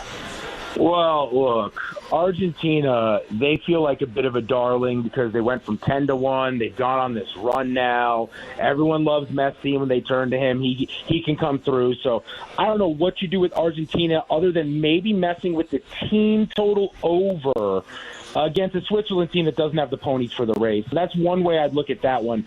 Norway and England, I got to tell you, I don't know if I'm very impressed by England, but they'll probably win it because they're so much deeper than Norway. And as good as Holland is, the one thing I'm noticing as a soccer novice here is that he doesn't really contribute in all aspects of the game. He's really just kind of a goal scorer. He's like the Carmelo Anthony of soccer, right? Is that a fair assessment? He doesn't really help with defense. He doesn't help with the ball movement. But you need him to punch it in. He's going to punch it in. So I think England is going to advance there. I would do something with England, maybe even lay a goal and a half just because they have more weapons. Dustin Swedelson with Cofield and Company, ESPN Las Vegas, ESPN Reno. All right, little baseball first half review. First of all, how'd you do betting day-to-day on baseball? You changed your philosophy. What are you looking at for the second half? Well, the first 2 months were horrible, and then it got really good for a while, and then the last 2-3 weeks have been really horrible. So it just keeps going back and forth. I think the props are still the best way to attack it, but, God, you could have some really chaotic nights because these numbers don't – there's only so many strikeouts that you could set the number at for some of these pitchers. The futures market's going well. That's where I'm always looking, and I think people underestimate what a team can do once they get hot. For example, I took the Tigers like 2.5 weeks ago to win the AL Central. They were 7-1. They didn't do well immediately after they ballooned up to 14-1. Now they're 4-1 to win the Central. We could be living in a world, boys, where they keep care of Skubal, and all of a sudden they go on a run, and if Skubal's there and still in Detroit with the way their lineup is mashing over the last month and a half, I mean, that team can win a wide-open American League. So I think going forward, just big picture with baseball, you have to remember that the trade deadline's coming up. And after that, there's going to be some depleted teams that sell their best players. And with that, you have to figure out how that impacts the sides and the totals in these games. Some teams might lose all of their bullpen pieces, and that could really hurt them. Yeah. So you might want to attack the overs in that regard. Dustin, just 20 seconds left, but I want you to hit what you guys have with the VSiN NFL betting guide. NFL betting guide is out right now. I have 2 write-ups in there. I made a case for Brock Purdy MVP, and I have a lot of clips out there of me trashing Brock Purdy as a quarterback. But we got previews of every team, betting trends, awards markets, and picks from everyone at VSiN. It's an awesome guide. You need it to get ready for the season. Thank you. Have a great weekend. You too, boys. See ya. After that, he better hit a convenience store. Actually, everyone listening better hit a convenience store tonight or tomorrow, because I'm getting hungry. I might do it tonight and tomorrow. I'm all about it. So we celebrate the greatness of the convenience store in this country. Las Vegas. Live from the Golden Circle Sports Bar inside the Treasure Island, you're listening to ESPN Las Vegas. Here we go, 5 o'clock hour. Friday. Got to get down on Friday. Jeff Parles, Cofield, Angels helping us out with the set at the Golden Circle Sports Bar. We are watching NBA Summer League. We are watching the Friday night baseball slate unfold. We are now watching a replay of interviews on the Tigers-Phillies game because I think they just went to a delay, and it looked like it might be a long delay. I always forget, since I've been here for the better part of 30 years. I think my 30th year here is coming up. No, I know it is. August 26th of 96 is when I got here. But you become so accustomed to it never raining that you forget where, if you're not from here, where you came from, if it rains, like what that's like. It was just a torrential downpour. We never get rain.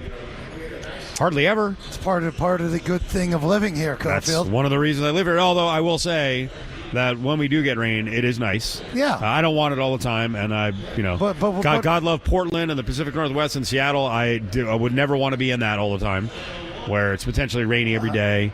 I didn't mind Florida. I grew up in Florida for a little bit because you get like quick bursts.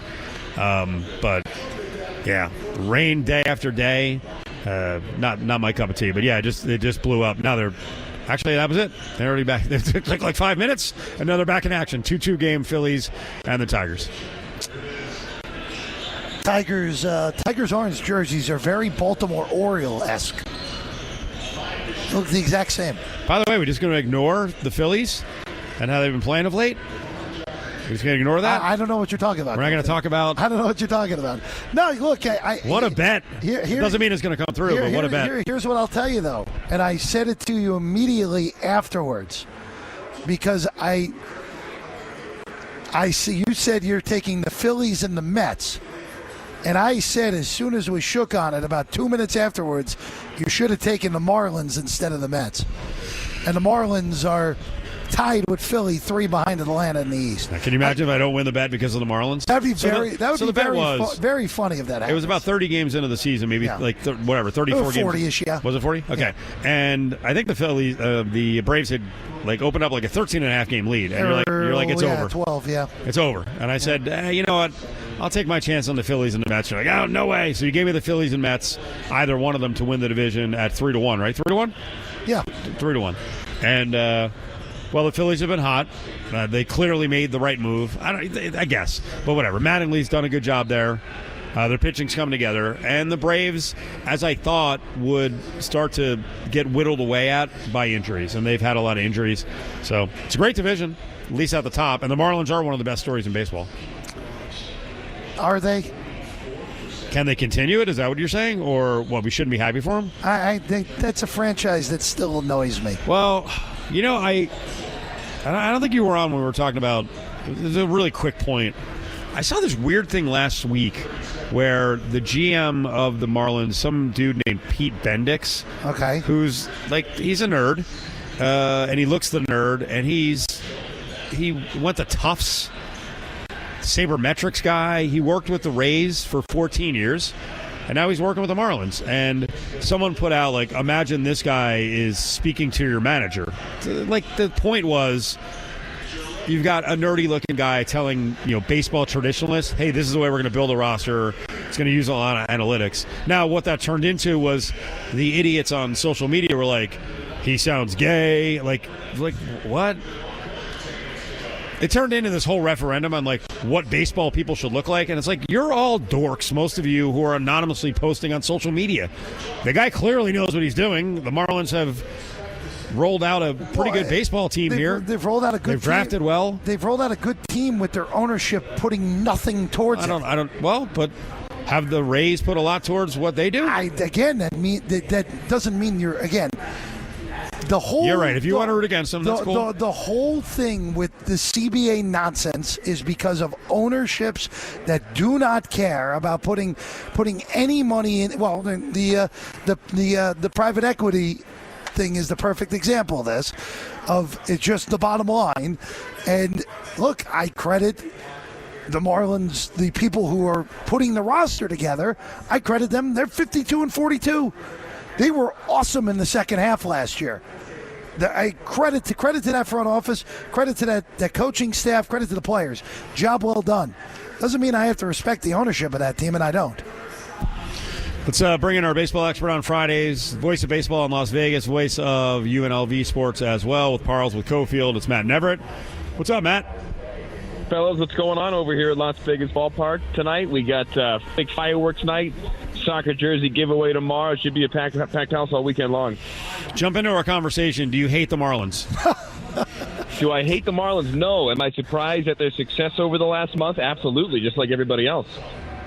Well, sort of like all the Cardinals prospect hitters all came together at once.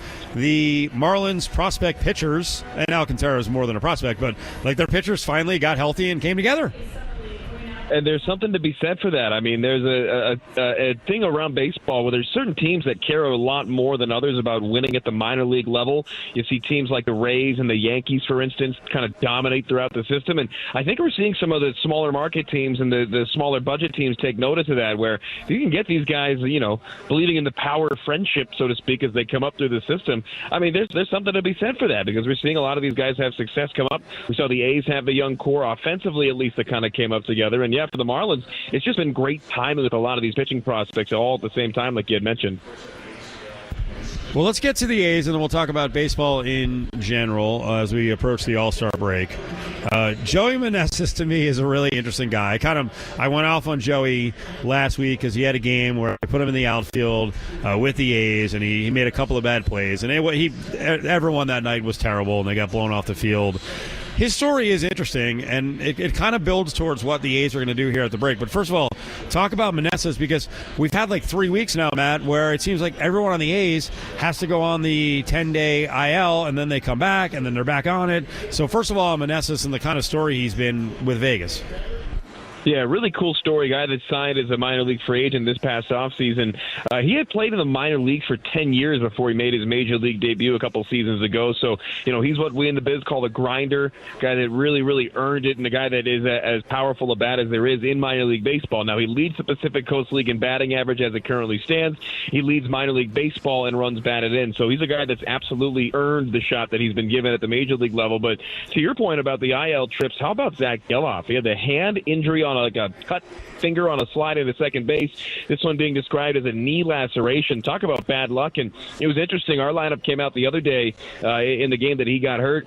Joey Meneses was a late scratch. That was yesterday. Joey Meneses was in the lineup here in Vegas yesterday, but a late scratch. And I'm honestly surprised that Max Muncy didn't just get the call to turn around and go back to Sacramento. Muncy on the way here, not expected to play tonight in Vegas, but you get 72 hours to report once you've been optioned. He'll be here tomorrow. I'm kind of surprised they didn't just turn Muncy back around and send him back up there, but it means that Meneses is getting another well-deserved shot.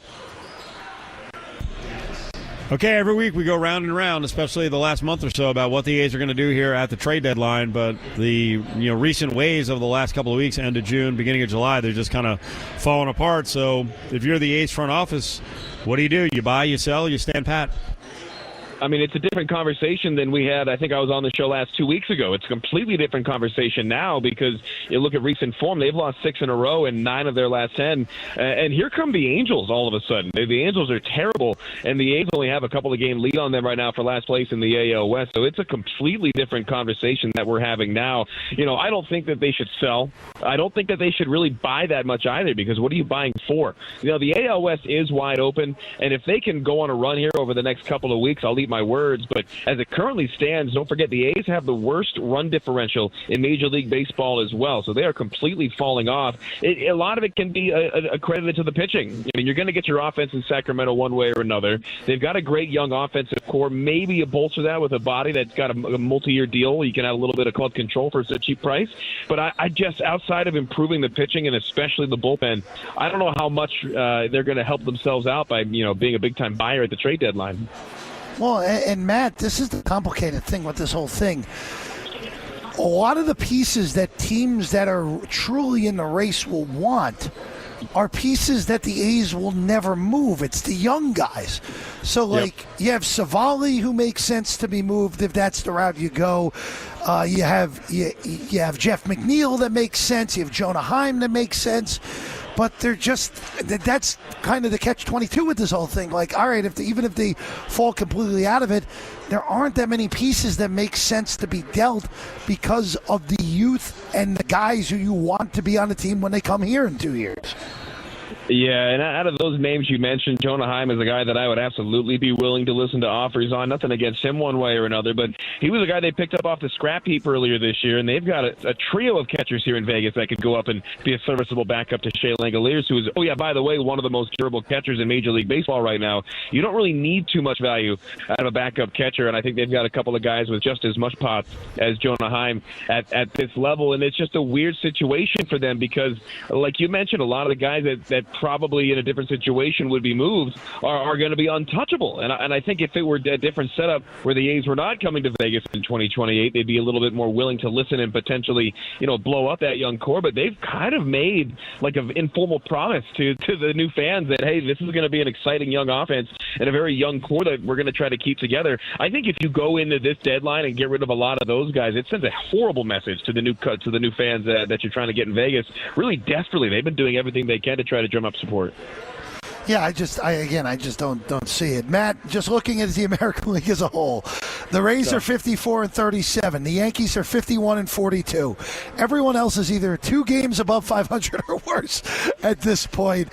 Are we looking at like 2 or 3, and heck, maybe even 4 teams that make the playoffs with 85 or less wins at this point? Or am I overreacting? No, I don't think it's necessarily an overreaction, and it's one of those things where you just assume because of the more standardized schedule, because everything's pretty even, that between AL and NL you'd have about an even number of wins, but that just simply has not been the case this year. The National League has dominated in the interleague setup, and some of the American League teams that were supposed to really take that next step just haven't. And I'm looking at a couple of young teams in that American League Central. I thought both the Royals and the Guardians were going to be a little bit better this year. The Rays, what do you know, another great season in the regular season, but when is that success going to turn in the playoffs? I think the American League, we're going to see a ton of teams making a lot of moves at the deadline. I think Seattle's going to be one of those teams that's pretty active. I think Houston's going to do whatever they can to bolster themselves because they've got the front runner for American League MVP in Yordan Alvarez. They're on and off with the best offense in Major League Baseball in terms of runs scored by the week, and I think that's a team that can really, really run away with their division with the right move or two. And it just... You just brought it up. The difference between the 2 leagues is as simple as the NL has been. I mean, this is basically the best the NL's ever been in the interleague era against the American League. And you look at just what the 6 playoff teams currently are in the NL. I mean, Matt, the Braves, the Brewers, and the Dodgers are all legitimately, to me, the 3 best teams in baseball. And then the Cubs, the Phillies, and the Marlins are all 10 games over 500. It's not even a comp this year between these 2 leagues, Matt. No, absolutely. And again, like you assume everything would be more even because of the way that the schedule is done.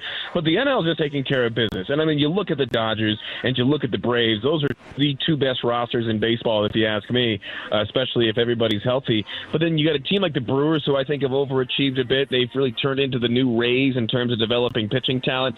Obviously, the Marlins have overperformed. Talk about Dave Dombrowski and the Phillies, though, and the job that they've done in making the move from Rob Thompson to Don Mattingly without a hesitation, and how that's paid off. I think that's going to be one of the big storylines when all's said and done, looking back on this year. Matt Neverett up on Cofield and Company. Matt, we are celebrating the 7-Eleven holiday tomorrow by talking about the best convenience store food items ever. I think you're a convenience store guy on a somewhat regular basis. Am I inaccurate? For me, over the years, I've cut down on it because I was also going to die if I kept eating all of the foods from convenience stores. And it's no knock against them, but they get you a little puffy. We've all had our moments where we've been puffy in the years, over the years. What is your favorite item of all time, or some favorite items of all time? Oh, man. My go-to, I'm a big Cliff Bar guy, so like a sugar-free Red Bull and a chocolate chip Cliff Bar is like usually what I'm going to get.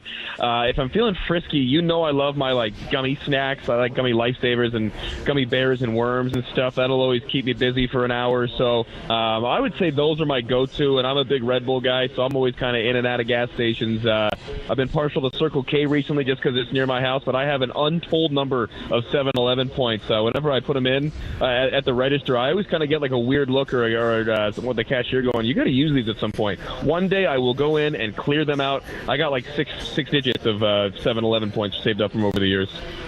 Brother, we're on the road together all the time. What's going on here? Let's do it. You just got to remind me. I have the app. I just never use it.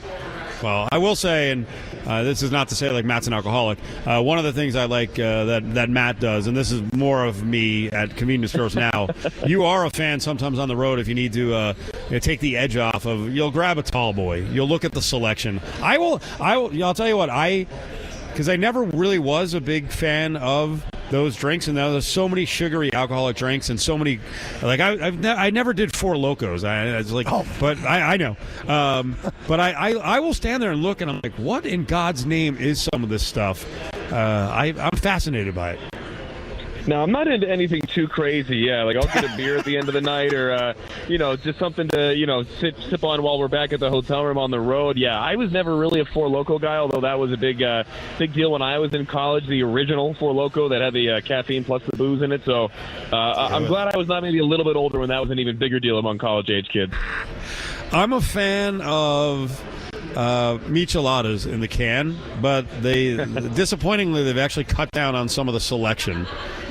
So, just something to look for on the road. Maybe your 7-Eleven. Right? You see me on the road. Maybe those 7-Eleven points can get me at least one tall boy on the road at some point. I think I can swing that. Anything for you, Steve. Should we finish on a happy note? Because that was pretty happy. I do want to mention one of the stories of the week that I think went under the radar, and I just wanted to get your take on this. Did you see the news that now 7 umpires in Major League Baseball have said they're going to accept the buyout and retire at the end of 2026? What does it say about the state? What does it say about ABS, the impact, and what the state of umping was going into the season? Well, you said that that's not necessarily happy news. I think for me it's happy because it gets C.B. Buckner out of the game. Statistically, he's been the worst umpire since Angel Hernandez by calls overturned. I think it is some of the old guard who just doesn't want to deal with it. We kind of saw a similar exodus among college basketball coaches, and same with college football coaches with the NIL era being ushered in. And, like a Nick Saban, I just don't want to deal with that. I could very much see that some of these umpires are annoyed at some of the extra stuff that they have to do with ABS. And I think for a lot of these old school guys that, goes against the sanctity of the game. It's also the first time in a long time that the umpires union has made concessions and has looked, like there's maybe a crack in the ironclad armor that protected them for so long. So, I'm all for it. We've seen year in and year out since the ABS has been introduced in both the minor and the major leagues that the younger umpires statistically call a better strike zone. So much like the Hall of Fame voters in baseball, I think it'll be a better game when the older umpires are out as well. Well, I think many of them needed to be reined in. I will say I do see way too often at least 3 or 4 videos a week of a pitch comes in, the call is made, the hitter challenges it immediately, and the ump's like, nope, not fast enough. Like, what do you mean not fast enough? Just follow the rules and make the review. Why are we still fighting it? There's an attitude, and it's more so than in any other sport than baseball. They want to be right. They've been, like I said, they've been protected by their union for so long, or they've been told that they were untouchable. Now all of a sudden, there's a bit of a crack in the armor, and they're opening themselves up to a little bit of criticism. And some of these old guard don't like it. C.B. Buckner, good riddance. Yep, you're right. It probably is hard to get used to because they were untouchable in the past. Remind people again of what's going on tonight with Fireworks Night and the giveaways coming up. Yeah, every Friday home game at Las Vegas Ballpark. Fletcher Jones Nevada sponsors our post-game fireworks show. Tomorrow, with the World Cup going on, PRS is sponsoring an Aviators soccer jersey giveaway.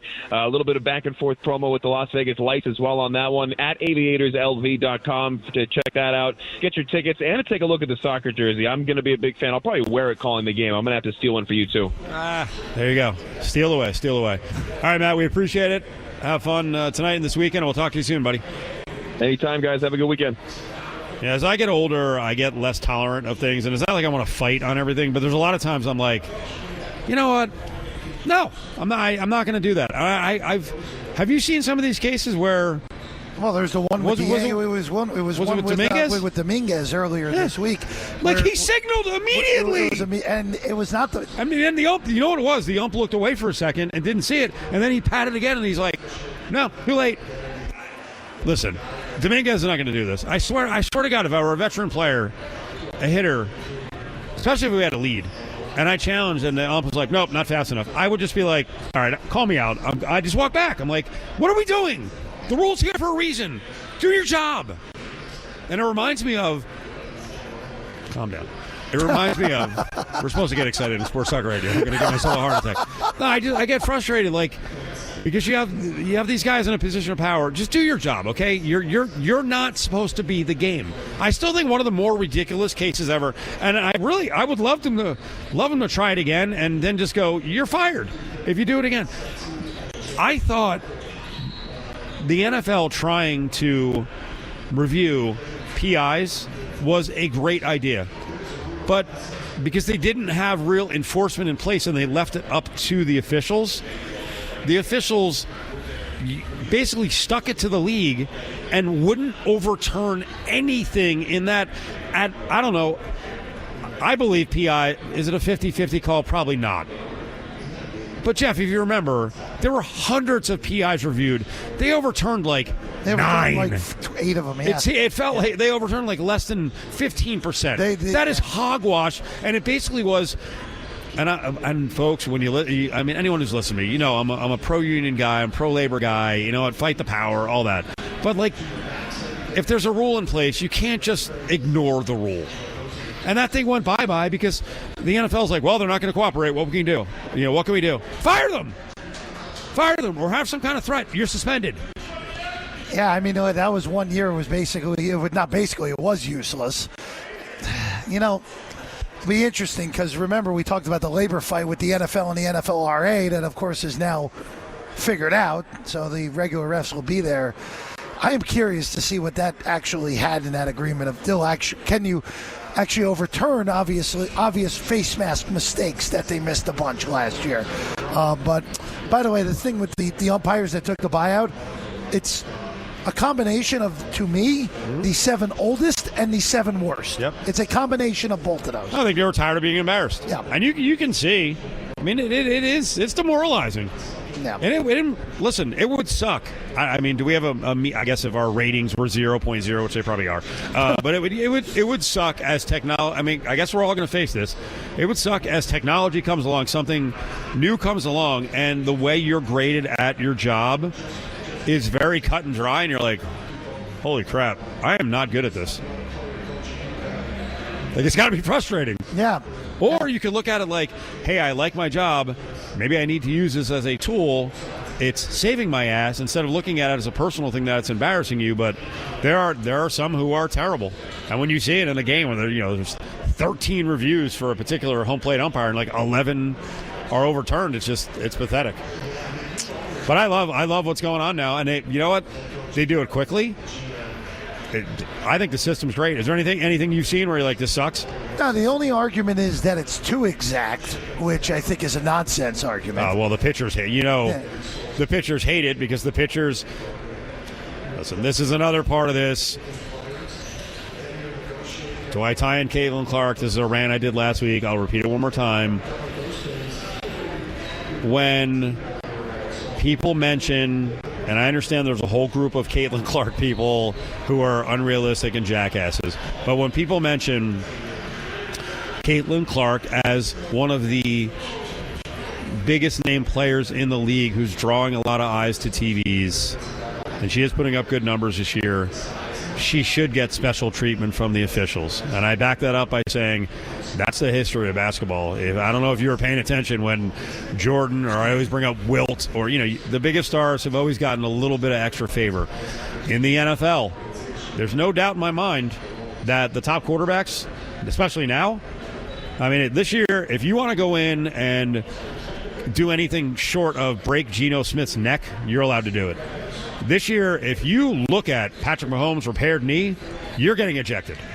That's the way it's been. And with Major League Baseball pitchers, a lot of them are having trouble with it now because as you get into baseball, veteran status, we've seen it. We've seen it in the biggest moments in World Series and the playoffs. We're like, what are they doing? Tom Glavine, that's not a strike. But they loved Tom Glavine at the time. Where it was all those Braves guys. Dude, I saw a great story the other day, and I really wish it had resulted in a fight because I went nuts when this happened. Max Muncy, the shorter, fat one, right, who hits home runs, and he's good. He's a great player. He's built like me. He was telling a story about, I forgot that he was the guy. He was telling a story about facing Madison Bumgarner, and Bumgarner got annoyed early in the game because he didn't get a couple of really wide strikes that he always gets. So he's all pissed off. So then he didn't get a call with Muncy up there, and he's barking, and then Muncy takes one in San Fran and just crushes it into the bay. And he's running around, and he kind of looked at Mad Bum because Mad Bum had been barking at the home plate umpire, and Bumgarner yells at him, and he goes, "You don't look at me or the home run, you run, go!" And I remember being on there, and I'm like, what? I was like, you mother... Right? I would have flipped out. But Muncy admitted, he goes, I looked at him, and he's like, I really wanted to keep saying stuff, but he's a really big guy, and he probably would have beaten me down. But he did, actually, when Muncy got the third base, he turned the third base corner, and he did say one more thing to Bumgarner, and he's like, hey, how about you go chase that ball out of the bay? And Bumgarner, because he's walking at him. And that attitude of Mad Bum is kind of where pitchers were for a long time around baseball, and that is going to end. So it is kind of advantage hitters. You tell me, does it belong in the game? What, ABS? Not ABS. What you said at the beginning of this, where you're like, it might be too exact. Oh, first off, I don't believe that. There are friends of mine who are, and again, a lot of this has also come up because the only negative part in my book of this World Cup has been that fact that VAR has overstepped its bounds on multiple things. Whether it was taking away that goal for Egypt, whether it was giving back. Again, the whole reason we had the Balkan mess was because VAR went back and slow-moed something that for 130 years of soccer would never have even been a card. Like, that's how we even got the Balkan mess. So there are some people that will always complain about replay one way or another. I think it's great because I'm good with the fact that you have 7 of the oldest umpires who have not been good for a while leaving the game because they can't take being shamed like this in a way and taking the buyout. I think it's perfect. You're just going to, and here's the other thing, and Neverett made this point. The umpires that come up through the minors and are used to being critiqued on a game basis with their calls, guess what? That's motivating to get better, right? You don't want to get shamed 10 times in a game. All right, so if you miss 2 or 3 calls, big deal. It happens. Happens to everyone. We're human. But those ones were early in the season where Buckner legitimately had the 3 straight calls overturned in Cincinnati, and the crowd was going crazy like the Reds won the World Series. Like, you don't want to be a part of that moment if you're the umpire. No. Giveaway time. We got tickets to the NBA Summer League, tickets to any day the rest of the way. I keep wanting to call it a tournament. The league goes through the 19th, July 19th. You can get your tickets at unlvtickets.com. Summer League tickets right now. Connor's got them. 364-1100, caller 7. On the way back, a little more on soccer. I thought this was a great week for U.S. soccer. I know people were disappointed in the results against Belgium, but the conversation around it, I think we're going to look back on it and go, hey, that was a big moment for USA soccer. We needed that. You're listening to ESPN Las Vegas, live from Golden Circle Sports Bar inside the Treasure Island. Show of dumb conversations, and the goofiest thing is on Cofield and Company, the conversations off the air are even dumber. I'm gonna mention one of them here in a second, but I want to remind you that this is a great place over the weekend to watch soccer, baseball, obviously, NBA Summer League. We got Houston and Denver on the screens here going at it, but they really hook you up nicely, especially locals, because on the Strip, you know, a lot of folks are kind of fed up with the Strip, but TI still has a lot of respect for you guys. First of all, the menu items here are all online price-wise. They haven't jumped the prices a ton. They've got their beef brisket hot dog, a limited-time special right now with a barbecue grilled all-beef hot dog topped with creamy mac and cheese, served with fries. I'm guessing if Dustin Swedelson wanted to come down, they would throw some coleslaw on there because he was recommending the coleslaw in our convenience store conversation. But great menu. And they've got the all-day happy hour, 10 a to 6 p with the $5 draft beers. That's 7 days a week. So you and I were just talking about, this often happens, weather. Mm-hmm. And I was mentioning, I hadn't been down to Thomas and Mack in about a month. And listen, I've been to the Summer League pretty much all of these 22 years. Go down there and cover it, go down there and do live shows. So yesterday we went down to T&M to do the show on day 1 of the Summer League. And for some reason, I always remember, and I'm reminded it's a jolt, of I park in the T&M parking lot, and I feel like the first couple of days of Summer League, it's always super steamy because of the time of year, but there's also no wind.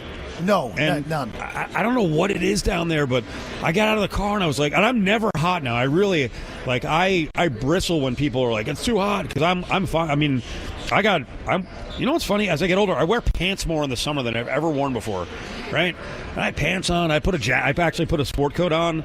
I was loading stuff up to go in, and I'm like, boy, oh boy, like, I never feel it, but I don't know what it is there. And then when you walk up, there's an area between I really need to come up with a name for it.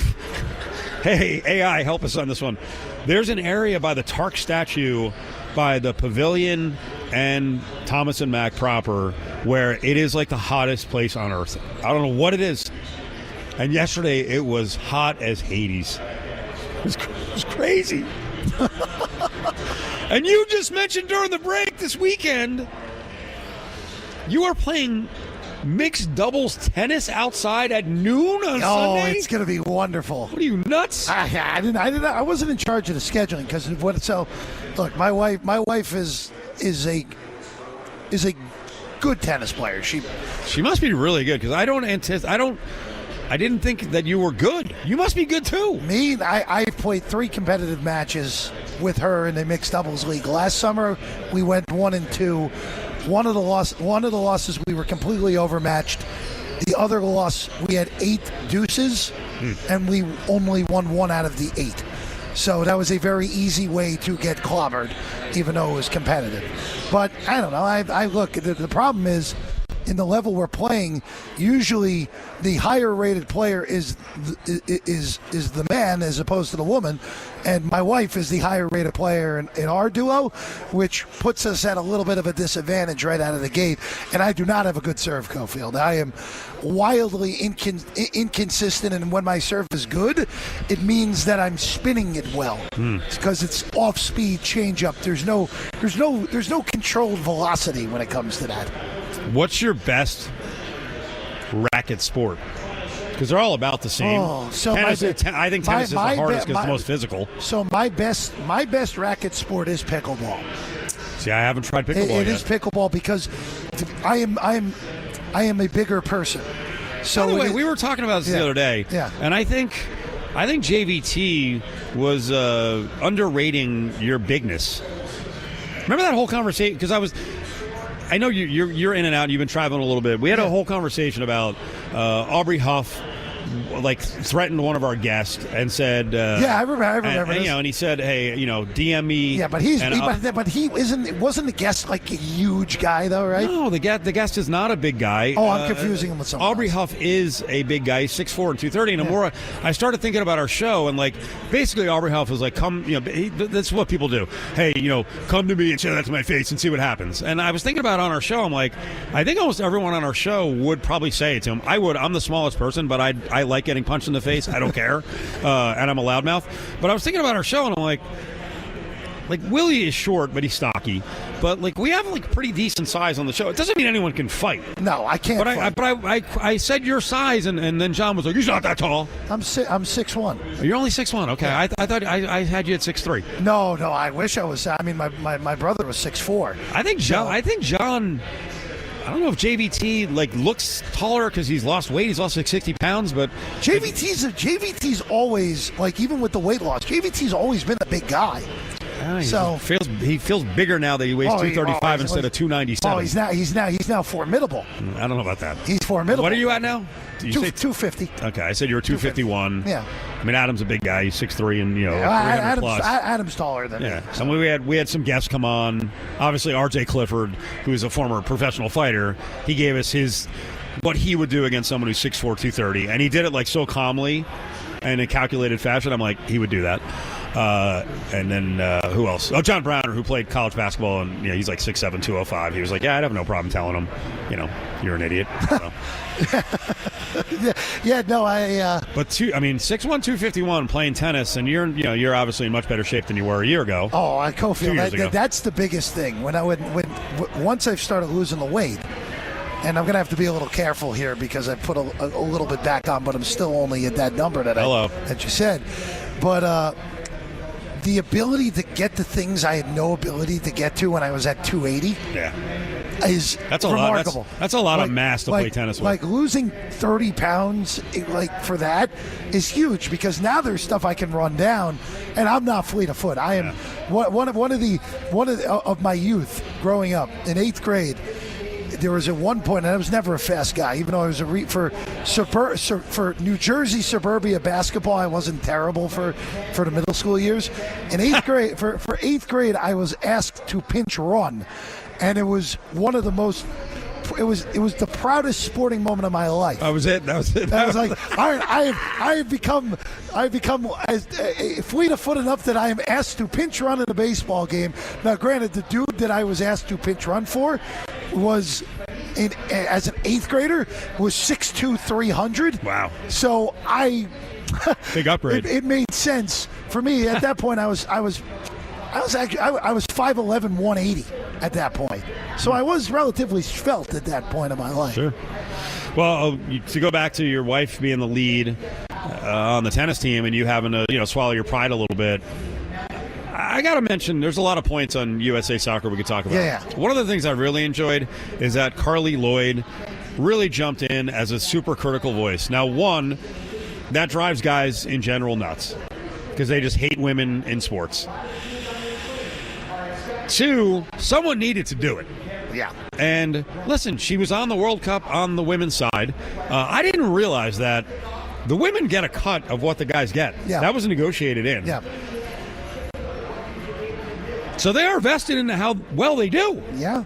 So why shouldn't she complain? Because the men will get a cut of what the women do, right? Yeah. Now, let me tell you though, I will remember round of 16 for the women. No. Like, as much as we gave it to the men, when the Women's World Cup is next year, right? Yeah, Brazil, yeah. Next year, if they're a top 4 favorite and they go out in the round of 16, this isn't going to be hey, good job, ladies. No, because now we're into this, and believe me, this is the way I treated it. When they went out in the round of 16, I freaking exploded. Like, hey, there are standards. When you're a favorite in a tournament, and the women shouldn't want that. They shouldn't want, hey, nice effort. No, that's not the way it works. But I did love that Carly Lloyd drove a lot of people nuts, and then we played all the Landon Donovan stuff. Sure. Apparently, Pulisic is, because she really went after him. Like, he hasn't really handled himself very well, and he's angered a lot of people. So, listen, when you fall short and you kind of carry yourself with an arrogance, people are going to go at you. Look, Pulisic. That's all of sports. For his World Cup tenures through the year, Pulisic has one big-time moment, Cofield, and that was the game-winning goal against Iran in the 22 World Cup, which saved the U.S. from being embarrassed and being knocked out in the group stage, and then they flipped around and they were completely outclassed by the Dutch that year. Not as badly outclassed as they were on Monday, which was a complete embarrassment, what they did on Monday against a Belgium team that, pushed Spain to the brink earlier today in L.A., but you should never be losing 4-1 to that version of Belgium. It's not the Belgian team we saw 8 years ago that I thought was the best team in that tournament, but lost 1-0 to France. Also, by the way, Carly Lloyd has an amazing Philadelphia accent. I did not know that until I saw her on World Cup coverage. But she's from right there. Yeah, she's from Delran, New Jersey. Unbelievable Philadelphia accent. But look, it's such an interesting thing with this World Cup, right? Like, they won 3 out of 4 matches before the disaster against Belgium. The whole thing with Balogun gave everyone a weird taste in their mouth. And this is going to be looked back at. I hope it's looked back at, hey, we don't want to feel like we did after the Belgium match ever again, but I don't have any confidence in that being the take long term. But I do think that the conversation, all the conversation around it will lead to more conversation. It won't just be a disappearing act for the next 3 years. I agree with that. And I don't know if we're going to find a way to change the entire weird economic system of soccer, which apparently does shut out a lot of kids who could play but can't afford it. I think there's going to be an effort to have more affordable soccer played. And then the national program should be called on the carpet if they seem like they're being exclusionary. Right? There's a lot at stake here. And listen, Carly Lloyd and the women should be one of the driving forces. Like, hey, they should be looking in going, hey, what are you guys doing? Oh, get out of here. It's none of your business. No, it is our business. We get a cut of it. Get it right. Cofield and Company presents Grab Bag on ESPN Las Vegas. Put your hand in there, Dave. All right, wrapping things up here at the Golden Circle Sports Bar, Treasure Island. Get on down anytime this weekend. Check out tremendous sports bar, 55-plus TVs, happy hour every day, 10 to 6 with the $5 draft beers. 2 World Cup games tomorrow. A couple of breaking notes from baseball. One, Cardinals. This kid, J.J. Weatherholt, this is the new thing in baseball. Cup of coffee, achieve, they're high on you. signed so that you don't go to free agency and get $35 million a year. He is in agreement with the Cardinals on an 8-year deal for $112.5 million. Back in the bag? Stick your hand in there, Dave. Also breaking news from baseball, no Shohei at the All-Star game. So irritation in the left knee, was going to pitch to close out the first half, not going to pitch, so they're going to get him some extra rest, and I don't blame them. Yeah, there's not much else to be said on that, right? Right. The All-Star game's Jerk. The All-Star game's Right. completely meaningless at this point in Major League Baseball. So the only thing is that he was out of the home run derby, but they replaced him with Murakami. So nothing wrong there. Like, Murakami deserves to be in the home run derby. So nothing wrong there for me. Back in the bag? Stick your hand in there, Dave. So Wednesday we were talking to Miles Simmons. I know Miles is a big gamer. Miles, of course, from Pro Football Talk. I mentioned EA and what they're doing with College Football 27, and he went on for 3 minutes, and I was like, I don't know what the hell is going on, but he's really worked up right now. And then during a break, you were like, yeah, EA cracked. They're changing. No microtransactions. I didn't know what microtransactions were, but apparently they got enough pressure. I just kept seeing stuff online. I was like, people are pissed off. Yeah, no, look, the video game influencers that be really did put the pressure on EA. And look, it's silly. And it's silly that EA decided to do this. It's one thing when it's online related things, but these are the offline mode things. They threw microtransactions into Dynasty mode. They threw it into Road to Glory, which is you create your player, try to win the Heisman, try to win a national championship. And they're doing a lot of great things this year with that game because they finally introduced NIL, Cofield, to the video game, which I did the beta testing of it. It was very complex to try to manage it, especially when you start out in a lesser program like a lot of people will do. I am so out of the gaming realm, and I don't want to insult anyone. I just thought, I swear, I was going to sound like a grandfather. I'll say it on the air. But as you were saying that, I was like, yeah, maybe I should get Jeff Miles' number so they can play together. I don't even know if that happens. I don't know what that means. You can, but hey, look, when you've won a national championship at Syracuse in college football 26, Cofield. We got to close on this one. I don't know how I'm still in the air. I don't know what I'm doing. I really don't. I have no read on what you guys are going to react to. The reaction to Colangelo's, Jay Williams, Del Negro, NBA ownership group, I thought people would react to like who they are, who the owners are. The only thing people cared about was that the name was Jacks, the Las Vegas Jacks, and everyone's like, "Not the name." I don't care, but it is kind of brilliant. I think that was a troll. Maybe. I think it was a troll. They're like, what's a name that will really get people irked? Because honestly, if they'd come across and they're like, "We're going to be the Las Vegas Lizards," like people would have been like, "Yeah, whatever." But they reacted to the Jacks. Oh, people were not happy. Did not like it. Connor, good job the last couple of days. Thanks, Angel. We'll see you, everybody.